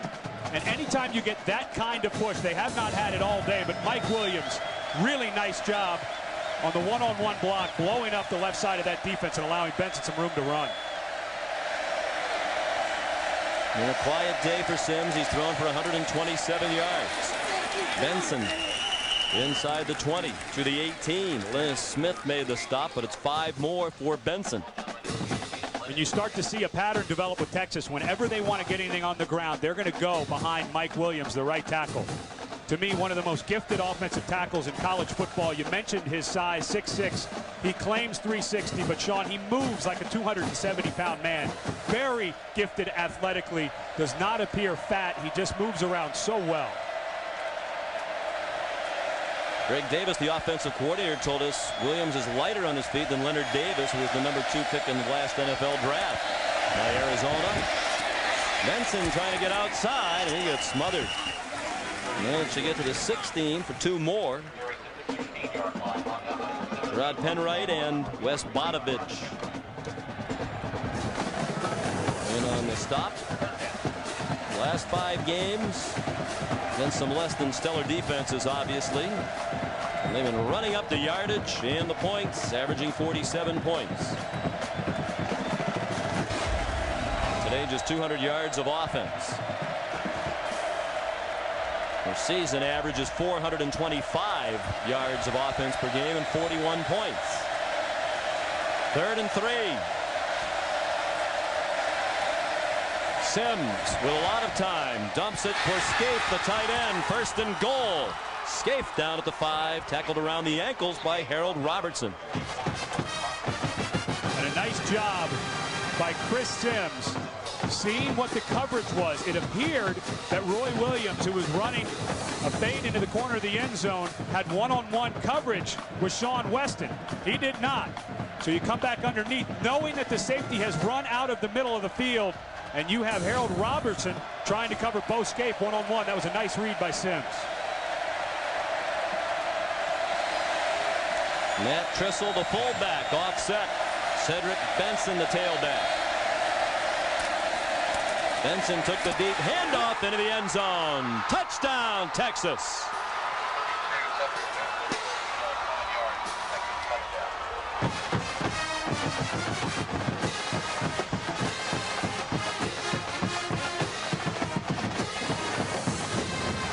And guess what? You run it to the right side. Mike Williams does a great job.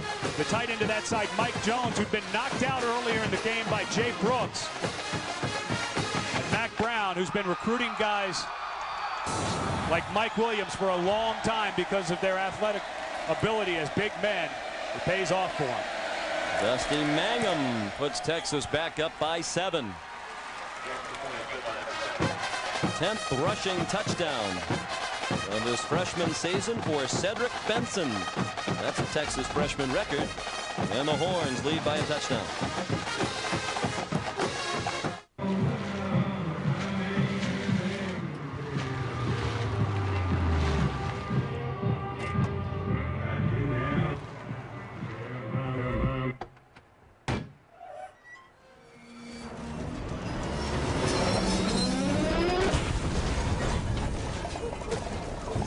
Introducing the tough new Crew Cab long bed.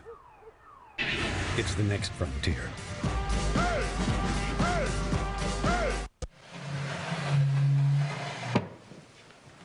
You can slow down investing. You can stop investing entirely. There was one man who had a funny hat. But you can't stop curious toddlers from one day becoming college freshmen. And there was a small man that someone put him in a bird cage.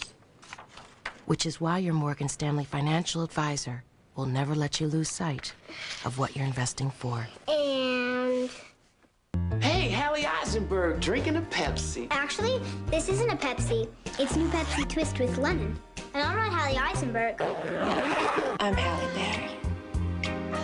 Drinking Pepsi Twist. Well, it's not exactly Pepsi Twist. It's Diet Pepsi Twist. And I'm not exactly Halle Berry. You know? I'm Barry Bostwick. Who is Barry Bostwick? Like twists? Try new Pepsi Twist in regular and diet. A lemon twist on that great Pepsi taste. I'm gonna do everything I can to blow you out of the lineup. Brian's Song, Sunday, December 2nd on ABC. Cedric Benson, a 5-yard touchdown run to put Texas back up by 7. 48 yards rushing in this quarter for Cedric Benson to move ahead of the legendary Earl Campbell in a second on the freshman rushing list. Trailing only his idol now, Ricky Williams. In Texas history, David Pino's kickoff down to Terrence Thomas. Flag thrown from a long way down the field as Thomas went down at the 24. Bo Trahan with another special teams tackle. And this A&M offense doesn't need any handicaps, but there's another already going into the brisk wind. They'll have to start from inside the 20-yard line. If time permits, stay tuned for the Thrifty Car Rental postgame report. Holding on the return team. 10-yard penalty. First down. John Saunders and Terry Bowden with scores and highlights. And of course, Nebraska and Colorado for the Big 12 North title and a berth in the conference championship game coming up next here on ABC Sports. And as Mark Ferris runs out, some adjustments need to be made because they're into the wind. R.C. Slocum told Leslie at halftime that they wanted to take advantage of the wind at their backs, but now that they're into the wind, you have to be very, very careful. Any long throws, outcuts, anything like that, Ferris has to get a good spiral on the ball so it doesn't float. From the 14-yard line, 1st and 10. Ferris dumps it short. He had a lot of time but couldn't find anybody deeper downfield. Dwayne Goins for a gain of 2, his first catch of the day. The sophomore from Lamarck, Texas, tackled by Everett Rawls. The other thing A&M can start getting going, you know, they had Keith Joseph running pretty hard earlier, but I don't know that play action really becomes a factor right now. Texas's defense is going to have their ears pulled back, rushing up the field, maybe some type of late developing draw to get back the rush of Texas. 4 receivers spread the formation. And inside handoff, and he is stuffed. Joseph barely had the handoff when he ran into Corey Redding and a host of Longhorns. Jermaine Anderson, a senior from Texas City, backup defensive lineman, also in on the play. And it's the corner blitz by Carl Reese that does this play in. Also a great play up front by Jermaine Anderson. He probably would have made the tackle even without that corner blitz, but Carl Reese changing some things up, the defensive coordinator from Texas. He can have some fun now. Under 6 minutes remaining. Loss of 3 on the last play, 3rd down and 11. Ferris out of the gun, a 5-man rush by the Longhorns. Lots of contact. Is it caught? Yes, what a catch. Terrence Murphy with Quentin Jammer all over him made the catch, and now the question is it a first down? It's very close. It is a first down for Texas A&M. Terrence Murphy, who hadn't played wide receiver at any level before he came to campus here this August, had to fight off the coverage by Jammer, which could not have been any better, but worked so hard during the summer. He moved into an apartment here in College Station so that he could learn the craft, worked every day with Mark Ferris, running routes, catching the ball, and Ferris at one point told him, calm down, everything's going to be okay. Said he actually started to bug me a little bit. Murphy was a quarterback in high school. Third catch of the day for Murphy. Ferris running out of time, needs to get rid of it, throws it away. Tyrone Jones applying the pressure on Ferris. ABC Sports Thanksgiving Feast presented by Siemens continues tomorrow at 1 Eastern, 10 a.m. Pacific. Ohio State takes on Marquise Walker, number 10 Michigan. Then at 8 Eastern, 5 p.m. Pacific, it's the highly anticipated rematch, number 11 Washington, number 2 Miami. Some of you will see Notre Dame take on number 9 Stanford. Notre Dame needs to win out to be bowl eligible, with Stanford and Purdue left. Second and 10. Aggies at their own 24. 5:19 remaining fourth quarter. Texas leads by 7. Then a 5-man rush. That's made by Greg Porter. He's out to the 29-yard line. We'll mark him down to the 28 in the arms of D.D. Lewis. Carl Reese, the defensive coordinator from Texas, changing up a lot of the different looks. That time, rush 3, drop 8, used a line stunt up front to try to get some kind of pressure on Mark Ferris, but because of the drop 8, Ferris not able to find a thing and had to run over to the side and find Porter late. Third down and 6. They converted the third down a moment ago on the nice catch by Murphy. Ferris with time, running out of it. He is dropped back of the 25-yard line. Tyrone Jones with the third sack of the day for the Longhorns. This one season, if they can pull this one off, leading by a touchdown. Benson runs straight ahead for 3. Amon Simon made the tackle. Speaking of Cedric Benson, he is the subject of this Pacific Life game summary. And all this productivity in the fourth quarter has come over the right side, and Mike Williams, the right tackle, paving the way. Cedric Benson early in the game could find no running room. The defensive front for A&M doing a great job getting penetration, but that has not been the case of late. 3:22 left. 2 timeouts remaining for A&M. Benson couldn't break free from the tackle of Jay Brooks. Amon Simon helped take Benson down.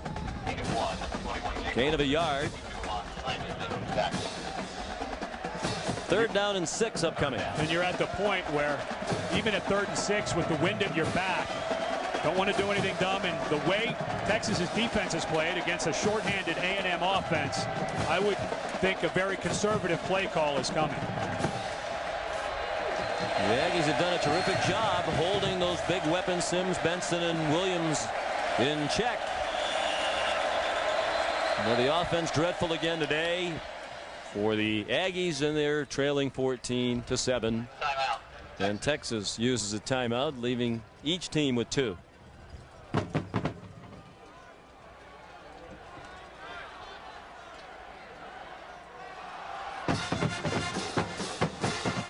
ABC Sunday. He holds the key to a doorway that she never imagined I've seen you somewhere. would lead to her own past. How did you know my name? An all-new Alias. Then at 10/9 Central, A Mother's Plea. Get whoever did this. I will. A Father's Defense. We're not a gang family. You set him up to be killed. The Practice. A new Alias followed by a new Practice. Sunday starting 9/8 Central on ABC. Growing up, all we wanted to do was play. But as the world opened up to us, it became easier to get sidetracked. And just one single bet, one simple step can blow not only your education, but a chance to compete in the sport that we love. They watch from the stands changes hands. The only thing worth betting on is ourselves. Don't cross that line.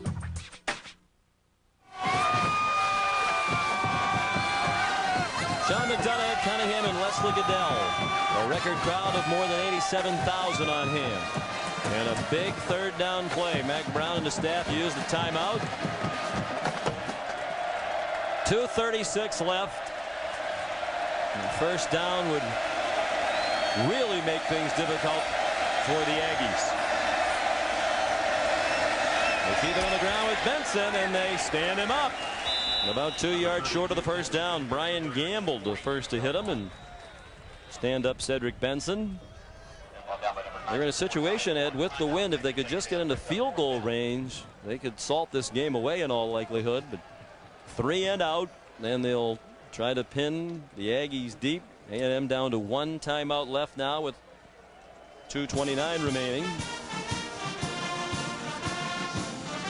And with A&M now looking at Texas punting the ball with the wind at their back. Not really worried about field position. It might go into the end zone. You might as well rush 10. They've got 2 guys out there, maybe even leave 1 unblocked. They have to force something to happen. Their offense struggling so bad without Jamar Taylor, their starting wide receiver, their leading wide receiver out today. Derek Farmer, their best running back and leading running back, out for today. Might want to try to make something happen on their special teams like happened to them earlier in the ballgame. The executive producer of ABC Sports is Howard Katz. Coordinating producer of college football, Bob Goodrich. Today's game produced by Bruce Clark, directed by David Kiviat. Our associate producer, Eric Posman.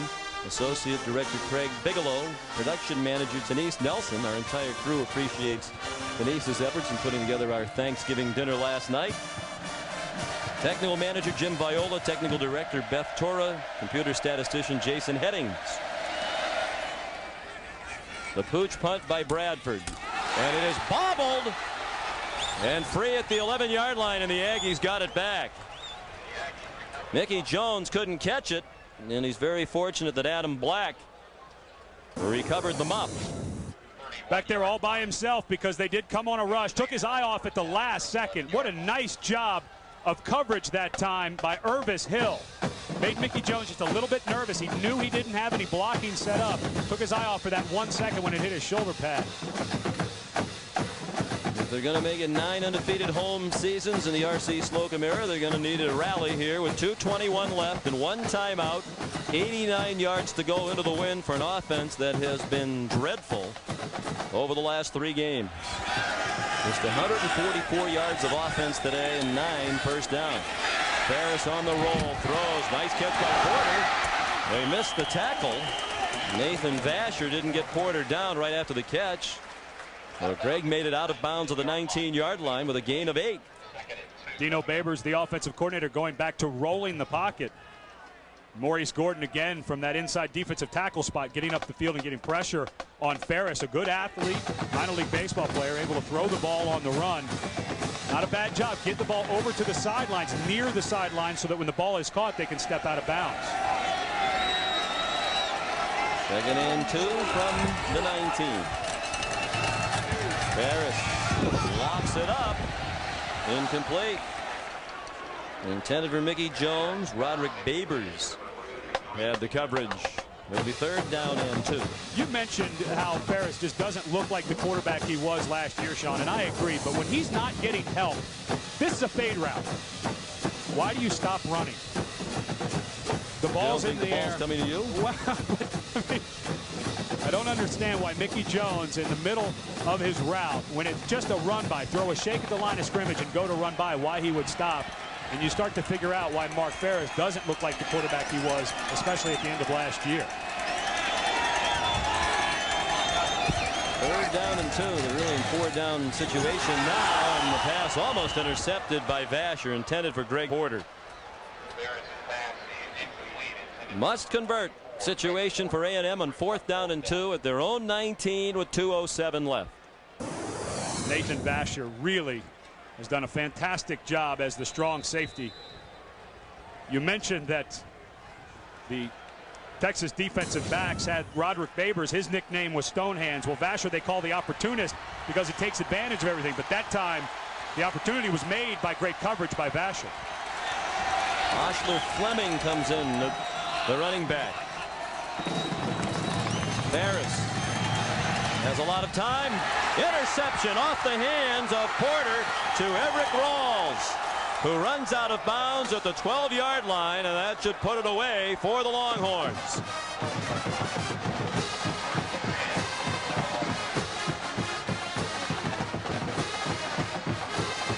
Difficult throw for Mark Ferris coming back. He looked at Greg Porter early, who was covered on a crossing route.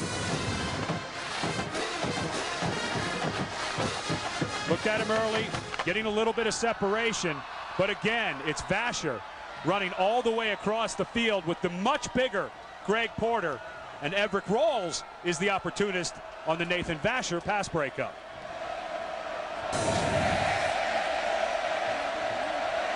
We can talk all we want about the lack of a supporting cast for Ferris, and it is true, a lot of young and inexperienced players in there, but he has not been sharp in recent weeks either. The 26-year-old junior quarterback. Benson trying to run out the time. There's one timeout left for A&M. Evan Peroni and Terrence Teal made the stop. We also want to thank our graphics operator Lily Bess, production assistants with our crew, Jared Boschneck and the incomparable Rick Cushman, director of production Bob Toms, and special thanks to our help in the booth as well, our statistician David Corris, and our spotter Chris Helen. Brian Gamble slow to get up.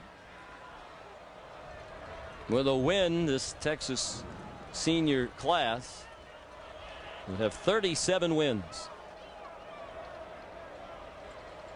They'll be heading to a bowl game for the 4th straight year.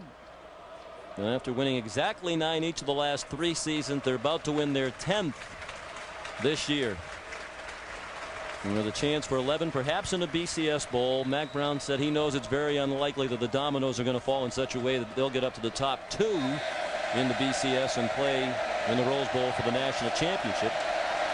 It does keep their hopes of going to the Big 12 championship game alive. That would be next week, but they'll need an Oklahoma State upset at Oklahoma in Norman tomorrow for that to happen. Benson through a big hole, driving inside the 5, touchdown.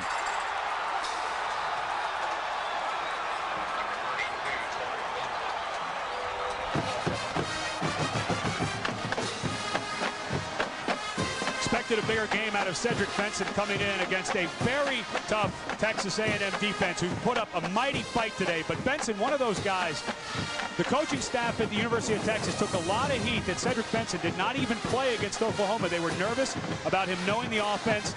And to be honest, they didn't know how good this young man really was. A lot of his skills don't show up in practice. He is better in games than they ever expected he would be this early.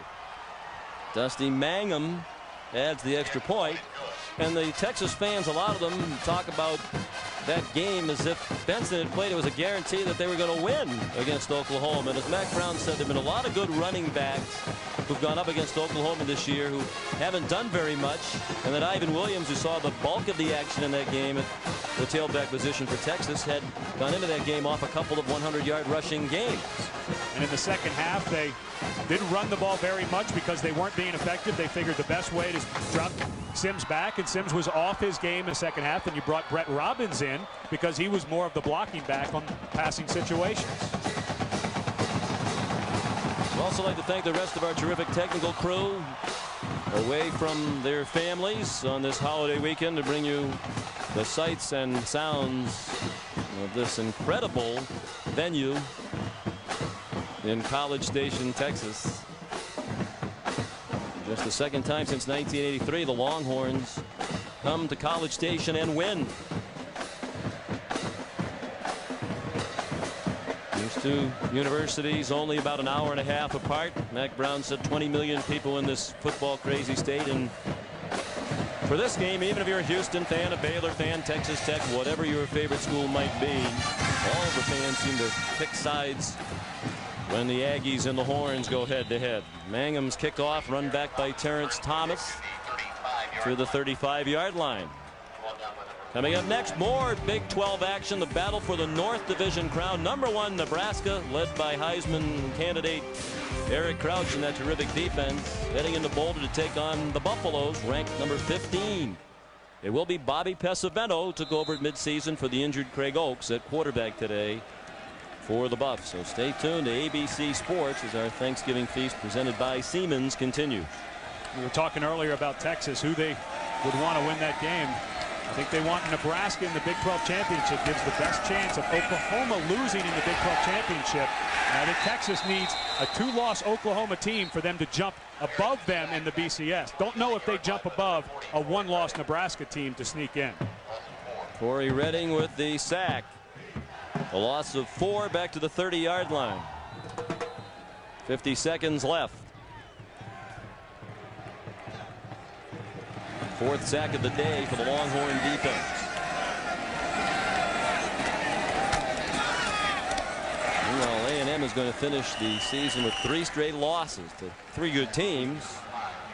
Texas Tech and 2 outstanding teams, maybe the 2 best defenses in the country back-to-back, Oklahoma and Texas. Quentin Jammer made the tackle on Terrence Murphy. A gain to the 38. It'll be 3rd down.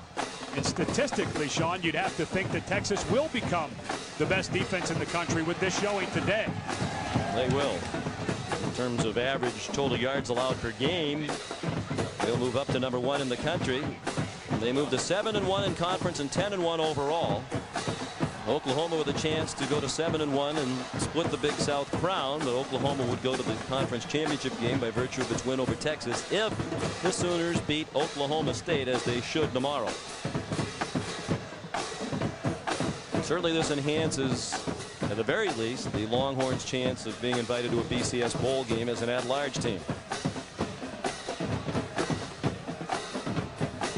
10 seconds left. 4th down.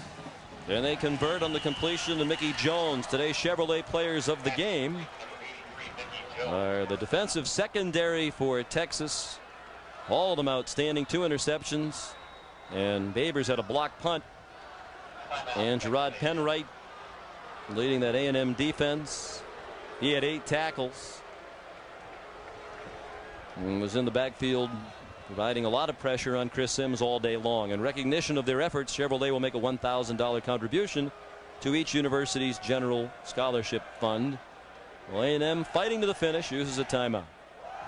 Quentin Jammer, a guy that we didn't bring up very much today, Sean. There was really only one time that they threw to his side, and Terrence Murphy made a spectacular catch on a nice throw by Mark Ferris. But Jammer, 6'1", over 200 pounds. He is built so strong in his upper body. You wonder if the NFL looks at him, although a great cornerback, taking nothing away, that he might project to more of like a strong safety because of his build in the NFL. Penwright, a guy that they had to get involved. He'd gone 3 games without a sack. They needed pressure. They got it from him today, and take your hat off to Mike Hankwitz and his group. The Wrecking Crew stood up to that name today with their effort.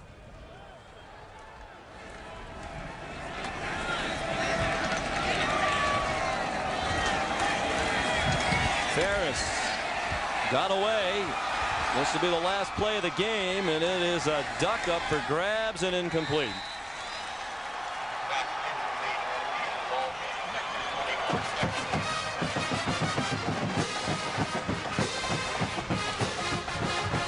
The final score, once again, Texas 21, Texas A&M 7. ABC Sports is online at ESPN.com. Keyword ABC Sports. Coming up next, ABC Sports.